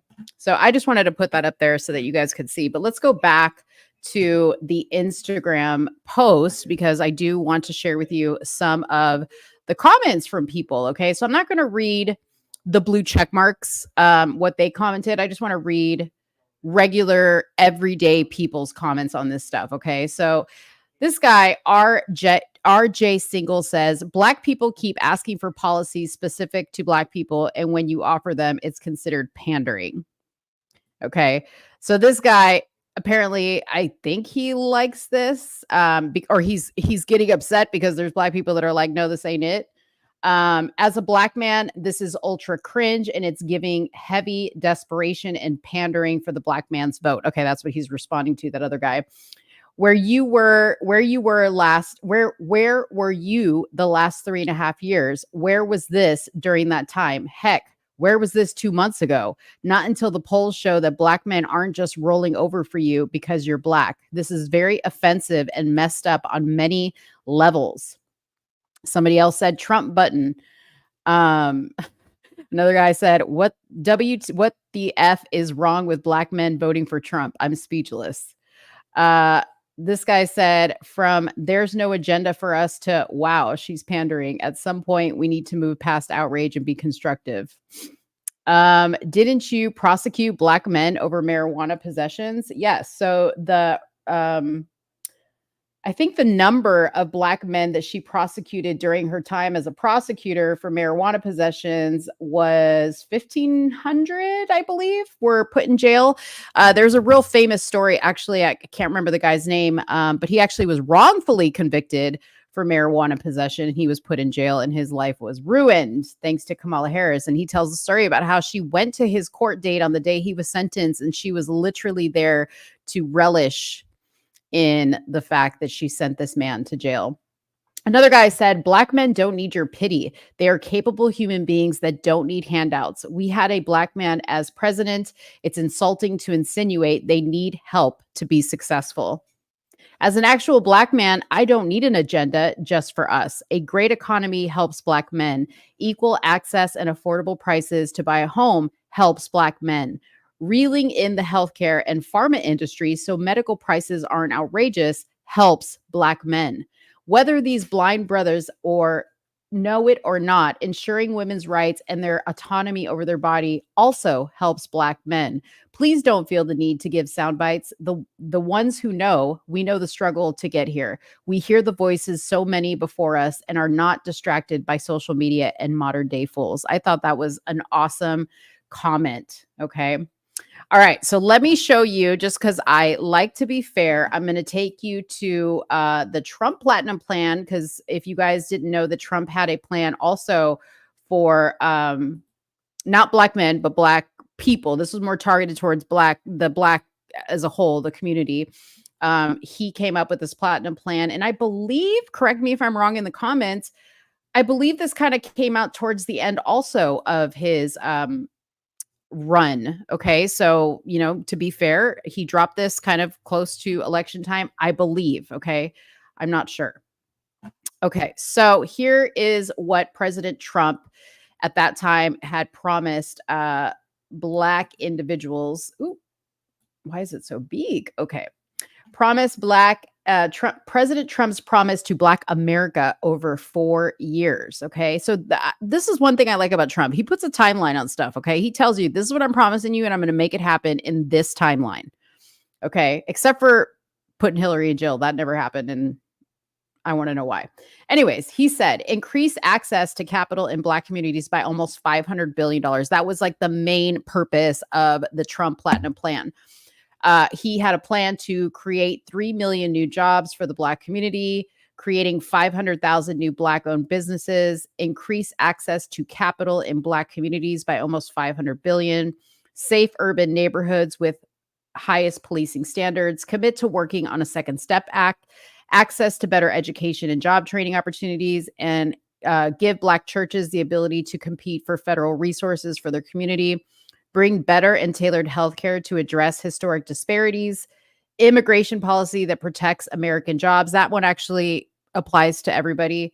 Advance home ownership opportunities and enhance financial literacy in the black community. Onshoring manufacturing to advance jobs and develop opportunities for black-owned businesses. Now, again, I'm going to also put this in the somewhat pandering to people category. However, what I will say is, at the very least, this was not insulting. I really feel like the other one was literally insulting. Okay. And you guys can let me know if you agree or disagree in the comments, but that's just my opinion. I think that, again, this is a desperate move on her part. I don't like, who knows what else they're going to come out. I joked at the beginning of the show that they're going to start giving away sneakers and and whatnot. I'm surprised that in the comments I didn't see Black women going, well, what are you going to give us? That they were like, how come you're leaving us out of it? At the end of the day, and again, I don't have the statistic pulled up on this. I'm not even going to try to do it right now. At the end of the day, I think we can all agree it's a well-known fact that there is a disparity in the sense of fatherless homes in the Black community. I'm not saying across the board that is the case. I know many Black homes that have the mother and the father with the kids there, and that is amazing. But last I saw a statistic, there was a disparity with fatherless homes in the Black community. And I think that, working on that would really help all the other things that either one of these candidates would be making a promise on to the community. So if there's something that needs to be worked on, it should be that. And they can start with doing away with groups like Black Lives Matter, who literally had an agenda on their website that said, dismantle the nuclear family. Okay. That was literally an agenda item on the Black Lives Matter website, was to dismantle the nuclear family. So that's basically take the father out of the home. Okay. Break it up. Okay. So, let's work on that. Let's not reward women for being single mothers. Okay. And I'm not saying there's not white single mothers, but let's not reward women for that. Let's not glorify being a single mother. Let's shame that. Let's make that if you can help it, okay, that you're not raising a child without a man in the home. Let's work on that. Like, if candidates came out with plans on that, I would be impressed, Anyways, okay, so I would say I'm going to quickly go over this, but I'm going to tell you right now, it's a little lengthy, but I am going to try to go through it as quickly as possible. Okay, so I did these slides so that you guys can see, and actually, let me kind of close out some of this stuff. Sorry. We'll have to talk about the Tim Walz allegations another day, because Soonie has some thoughts on that, and I don't want to go too far and not, keep her involved in the discussion. Okay, so this is what I have right here. So again, this is my slides that I'm putting together on the comparison between Trump's tax plan and Kamala's tax plan. Now, what's important to know is the taxes that we're currently functioning under are still President Trump's tax laws. Okay. The reason why none of us are really feeling the benefit of that is because of inflation. Okay. Things are more expensive. And that's what's going to impact that. But if you have low inflation and you have a great tax plan, it all works great. And I'm going to show you how that works. So this is basically, going to explain all that. Okay. So what we have, why is it not progressing? Okay. So currently the standard deductions are as follows. So currently for a single taxpayer, you get a $14,600 tax deduction. So when you do your taxes, this is the standard for singles, and then $29,200 is the standard for married taxpayers. So unless you're somebody that, keeps track of your deductions and you just choose to take the standard deduction that the federal government offers, this is what it is. Okay. This is what they're giving you as far as a deduction. Now, the future, once the Trump tax plan expires, okay, it's going to go down. Okay. So this is important to know, that the current is what Trump set in place, but that expires this year. Okay. So unless the Democrats renew that plan or President Trump comes back into office, he's already said he's going to renew this plan. This is what it's going to look like, this far right column. Okay. Single taxpayers are only going to have a tax deduction of $7,000, $7,300. Married couples are only going to have a deduction of $14,600. Okay. So that's going to be a decrease in your deduction. So basically, if it's a 20% QBI tax deduction, $100,000 business income, that would give you $80,000 of taxable income. Okay. Now, right now, it's 20,000. It's a big difference. Okay. As far as individual income tax rate, it is at 2.6%. I'm sorry, the current tax rate is 37%. Once the Trump tax plan expires this year, unless he becomes president, you will see an increase of your individual income tax rate go up to 39.6%. Okay. So you'll be paying an extra $2,600 in taxes. This apply, and by the way, these plans have no color lines. These are for everybody. Okay. Things like bonus depreciation, okay, would expire. So that basically means that, like, if you had an investment property or you had a business, these are things that you would typically be able to write off with your business, whether it be equipment, machinery, a vehicle, that would expire. You wouldn't be able to do that, okay, if you had a business and you're doing that now. That I don't know that would completely disappear, but it would definitely change, okay? So as far as an opportunity economy goes, Kamala Harris, that's what she's calling it, the opportunity economy. This is what she is proposing for her tax plan. So she's proposing tax cuts for new businesses, tax cuts for first-time homeowners, tax cuts for families with newborn children, and tax cuts for low-income individuals. So this is why I wanted to show you guys this and put this together so that you guys could understand what this means. So we're going to deep dive on hers, and then we're going to deep dive into Trump's and kind of show a comparison. So some of these, Kamala doesn't have a plan on some of these things, and some of these, Trump doesn't have a plan on some of these things. Now, but I want to keep reiterating to you that the current tax plan that we are going through is what Trump set in place before he left office, okay? So Kamala says that no one earning less than $400,000 per year would pay more taxes. Okay. So basically, you're not going to feel, according to her, any tax increase if you earn less than $400,000. Okay. This I put a permanent over because this is what Trump is wanting to renew if he gets back into office. And this is what you're experiencing right now. So currently, the tax cuts under the Trump tax plan that we are all under right now until the end of the year is corporate income tax. They pay less. Tax cuts for individual tax rate.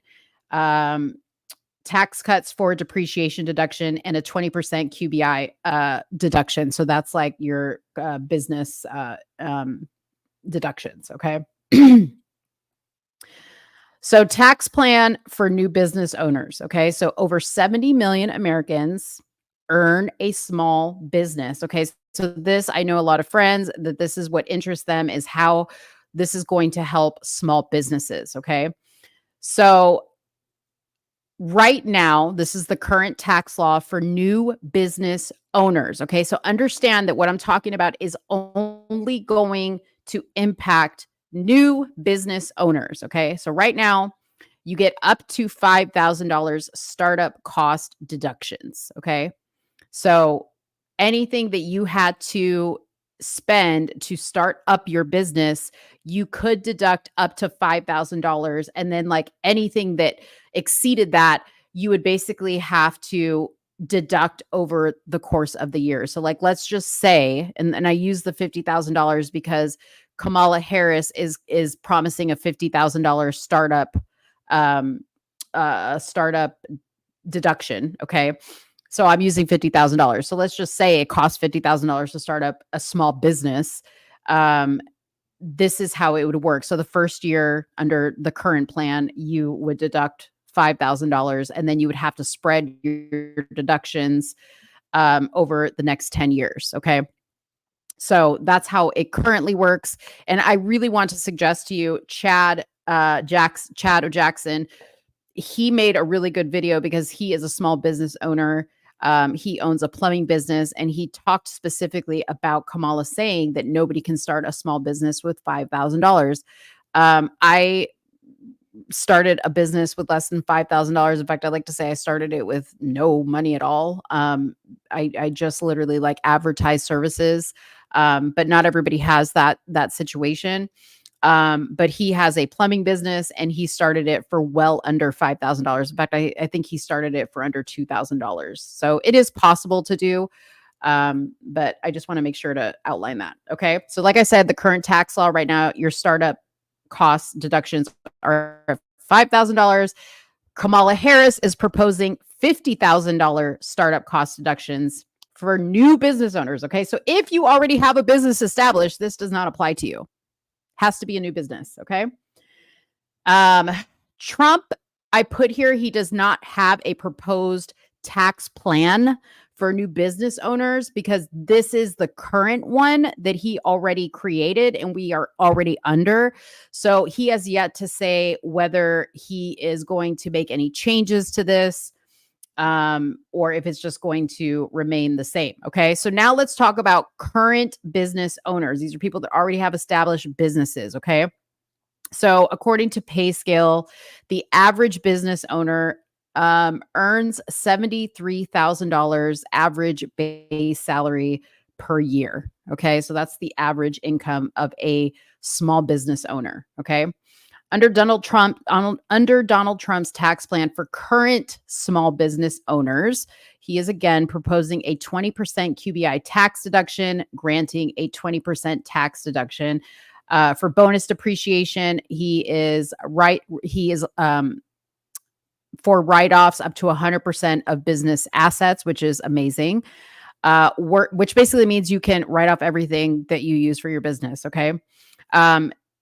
Work opportunity tax credit grants a tax credit for hiring certain types of people. So that would be like convicted felons, disabled people, yada, yada, yada. Okay. So that's Trump's current small business owner plan. Okay. So here's where Trump and Kamala actually agree on something. Now it's a little bit funnier than that, but they have the same plan. Okay. Tip income. Okay. So Trump was the first one to come out with this. Okay. He came out with this very early on. He said, when I become president, I am going to eliminate tip income from taxes, meaning if you are a waitress or somebody that works on tips, you will not have your tip income taxed. Okay. Well, then Kamala came out and she said, well, I'm going to do the same thing. Okay. But let's look at this a little bit deeper. Okay. Trump's plan is also exempting overtime wages from taxes. So that means that if you are somebody who works overtime, like a nurse, maybe somebody in construction, you're hourly, but you know, are somebody who, a flight attendant, right? And you work overtime, your overtime wages would not be subject to income tax. So that's really, really a big deal because as you know, once you go into overtime, you're at time and a half, you're making more money. And a lot of people are like, why do I even want to work overtime when the government's going to come in and take half of what I made and worked, you know, extra time to make, and they're going to take it in taxes. So I think that's an excellent thing that Trump is saying, you, under my plan, your overtime is not going to be taxed. Okay. That's going to encourage people to work, right? Because like, why would you want to work more if you're not even going to keep the money you're working for? That makes no sense. Okay. Tax plan for exempting overtime wages from taxes. Overtime wages would not be subject to income tax under Trump. Like I just said, Kamala has no proposed tax plan for this at this time. Okay. Now let's talk about tax plan for Social Security. Okay. The way Social Security is paid is it's taxed from your W-2 income or self-employment tax, and that's what goes into your Social Security. Okay, so tax plan is as follows. Income for single tax filers, they earn over $25,000, their Social Security benefit tax rate would be at 50%. If they earn over $34,000, their Social Security benefit tax rate would be at 85%. Okay. So the more money you make, the more your Social Security benefit is taxed. Okay. So under Trump's Social Security plan, Social Security benefits would be exempt from taxes. Okay. So that's another great thing because your Social Security benefits, the check, Judy, if you're still in here, this is something for you. That means that the money that you get in Social Security would be completely exempt from taxes, which is amazing. Kamala does not have a plan for this as of yet. Okay. Kamala Harris's tax plan for new incentive for first-time home buyers. Okay. First-time home buyers. Okay. She is proposing a $25,000 tax credit for first-time home buyers. I want to stress the word credit, which means after you pay it up front, you will then check a box on your taxes, and that $25,000 tax credit will be added back into your taxes at the end of the year. Okay. So that means that you have to have that money up front to pay for it. Okay. If it's even 25,000, it could be more than 25,000, but only up to $25,000 will be credited to you. Okay. Specifically, I wanted to highlight in the plan, it says, as more new homes are built and affordable housing supply increases, Vice President Harris will provide first-time home buyers with up to $25,000 to help their down payments, with more generous support for first-generation homeowners. Okay. So that means that like nobody in your family has ever owned a property before. Now, who do you think that that's going to benefit? It's probably going to benefit the immigrants, okay, more than anybody. I'm not saying it's not going to benefit anybody, but it's probably going to benefit immigrants more because there's not going to be a record of anybody in the United States before them that is buying a home, okay? All right. So as I said, her plan is $25,000 tax credit for first-generation home buyers and $10,000 for first-generation home buyer support. Okay. So maybe as low as 10,000, as high as 25,000, I'm assuming. Again, we got to look into the details on that one. Trump does not have at this time a proposed tax plan on that. But we'll keep you posted. Okay. So Donald Trump's tax plan for real estate investors. Okay. Now I'm not a real estate investor, so forgive me if I'm messing this up in any way. I just pulled this information. But he has a 20% QBI tax deduction. Like I said, write-offs up to 100% of business assets, and swap one property for another without paying taxes. Okay. So that means like you sell a property and then you immediately turn around and put the money back into the property, into another property, and you would not pay taxes on that money. Okay. So that's pretty cut and dry right there. Tax plan for child tax credit. Okay. So right now, the current tax law is $2,000 per child for qualifying taxpayers. Kamala Harris is proposing $6,000 tax for under 1 year of age. So $6,000 for 1 year and under, $3,600 under the age of 6, $3,000 for older children. Okay. Trump has come back and he has said, I am going to up the amount to $5,000 per child, regardless of age. So basically, if they are a dependent, it does not matter what the age is. Trump's tax credit is coming in at $5,000. Okay. So that's pretty interesting. He's kind of like meeting in the middle on that one. But again, it depends on which one would work better for you. Okay. All right, let's talk about earned income tax credit. Provides a tax credit. Earned income tax credit provides a tax credit to people who earned less than $60,000 per year and income. Okay, so basically, you get a tax credit if you are below $60,000 per year. You get a certain percentage. Okay, this is just telling you kind of like what it is currently. If you have qualifying children and your income was $18,591 single, $25,511 if married, and filing a joint return, your maximum credit would be $632. If you're at the max of that, your maximum credit's going to be $7,830. That's what it is right now. Okay. The current plan, $632 for qualifying individuals with no children. Kamala is proposing a $1,500 $1,500 for qualifying individuals with no children. Okay. Trump does not have a proposed tax plan on this as of yet. Okay.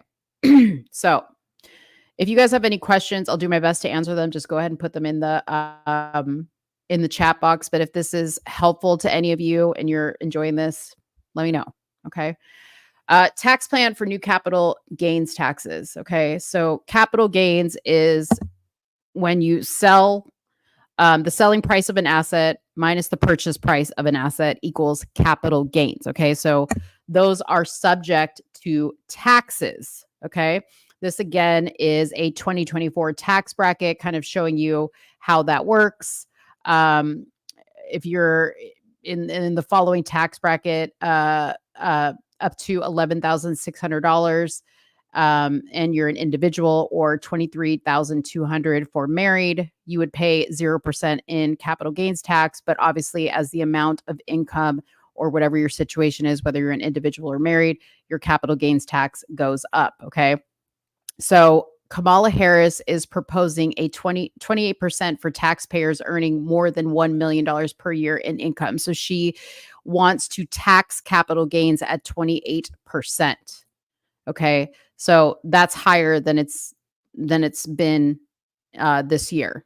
Okay. Just so you know. So she wants to increase the capital gains tax if you earn more than $1 million per year in income. Okay, so as an example, you earn $1 million.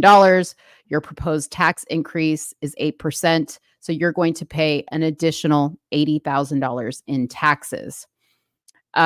For Trump's plan, he has it lower at 15%. So proposed long-term capital gains rate. Okay, and let me see what it was before. So it's actually right here in the middle, which is nice. So I think that's a good thing for people that have assets that they, sell and purchase. Basically what you have left over, that's what they're talking about getting taxed. Okay. Unrealized capital gains tax. Okay. So unrealized capital gains tax is basically, I guess the easiest way to put it is an estimate of capital gain. So it's not actually something that's happened yet, but they're estimating what it's going to be. Okay. So under Kamala Harris's tax plan for unrealized capital gains tax, you'll be required to pay effective tax rate of 25% on unrealized capital gains tax. Okay. So she wants to tax people for capital gains. Trump does not have a proposed plan on unrealized capital gains tax. So that doesn't necessarily mean that he won't, but right now he's saying, I don't have any plans on taxing unrealized capital gains. To me, that sounds ridiculous. Let's talk about tariffs. So tariffs is a big thing with people because there's been a lot of discussion. Some people are very much for the tariffs and some people are not for the tariffs. And basically, tariffs are a tax. Okay. Universal tariffs in this case are a tax that Trump is proposing to put on companies, people who make products, who take their business overseas and they want to, go over there for cheaper labor instead of making it here in the United States. Trump has basically said, I'm going to tax you up the wazoo in hopes that you change your mind and you have manufacturing companies do that work here so that we get the money. Now, why this is a very important topic is because this essentially is how Trump is going to pay for everything that he wants to do. Okay.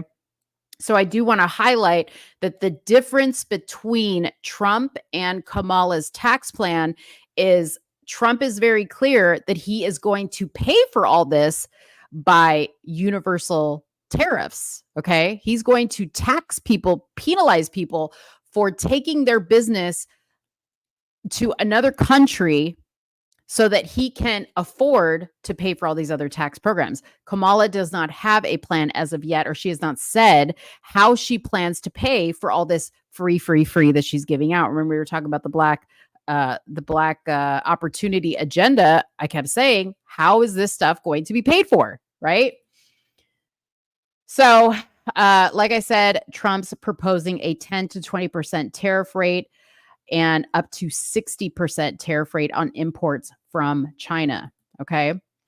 So if again, you need a more detailed simplistic illustration of what a tariff is, it is a tax that is assessed on goods that get made in another country and come back to the US. Okay. All right, tax plan for corporate individual income taxes. Okay, so tax plan for corporate tax rate, the current plan is 21%. Trump basically is saying, if you produce your products in the US, I'm going to tax your corporation at 15%. And other corporations, maybe larger ones, will get taxed at 20%. Kamala is proposing a 28% tax rate on a corporate to corporations. Okay. So she's going to tax corporations more. Now, what that's going to do, just so you know, is she's not trying to stop corporations from making products overseas and then bringing them back to the US to sell them. She's only going to tax corporations more money. Okay. So where that's going to fall on is going to be on the people that actually work for the corporation, work for the business. Okay. In order to pay for that high tax, they're going to have to cut jobs. They're going to have to maybe cut process, which is going to impact quality, right? They may even have to move their business altogether outside of the United States because they won't be able to afford to run their business in the United States. So in my opinion, Kamala Harris's corporate tax plan is really going to hurt our economy in a lot of ways because it's going to take jobs from us, right? Because corporations are going to be left with two choices. They either have to fire people to make up for the money that they're going to have to pay in taxes, or they're going to have to take their business elsewhere. Trump's plan is basically saying, hey, business, guess what? I'm going to actually incentivize you to bring all the business back to the United States, creating jobs and creating a flourishing economy versus taking it to another country and making their economy great and then charging our people double the price because we have to like bring all this shit back. And then the quality goes down. Okay. So in my opinion, that's just my opinion. I think that Trump's corporate tax rate is excellent. So what it's going to look like at the end of 2025, right now we're paying 37% for this. Trump's proposing, this is our tax rate, individual tax rate. So right now, as an individual, this is only till the end of the year. I put at the end of 2025, it's the end of 2024. We are at a 37% individual tax rate. Trump wants to keep it that way. That was his plan. He wants to renew that. Kamala Harris wants to raise your individual tax rate to 39%. Okay. So I didn't see a whole lot of comments while I was giving this presentation, but I hope you guys found that useful, that it made sense to you, and that maybe it helped you weigh, what you think about either candidate and their tax plan. I think the tax plan is probably one of the most important things. I think people are really going to understand how important when the current tax plan, the Trump tax cuts expire at the end of the year. It's going to be a big deal. But anyways, I will definitely update that as the candidates come out with new information. I'll definitely update that. I have that saved so we can come back to that. But I thank you guys so much for sticking through the show with me. I know Soonie wasn't here and we didn't get to some of the topics, but we will possibly be coming back tomorrow to live stream the Trump town hall and do a live reaction to that. So stay tuned. Follow us on Instagram. Follow us on TikTok, follow us on Facebook, and we'll definitely be posting if we do plan on doing a show tomorrow and you guys can come out and join us. That would be great. So you guys have a fantastic rest of your evening. Thank you again for joining us. Come back and check us out for sure next Tuesday, because we do a show every Tuesday, and possibly tomorrow for the Trump town hall. Thank you guys so much. Have a great night, and I'll talk to you later. Bye-bye.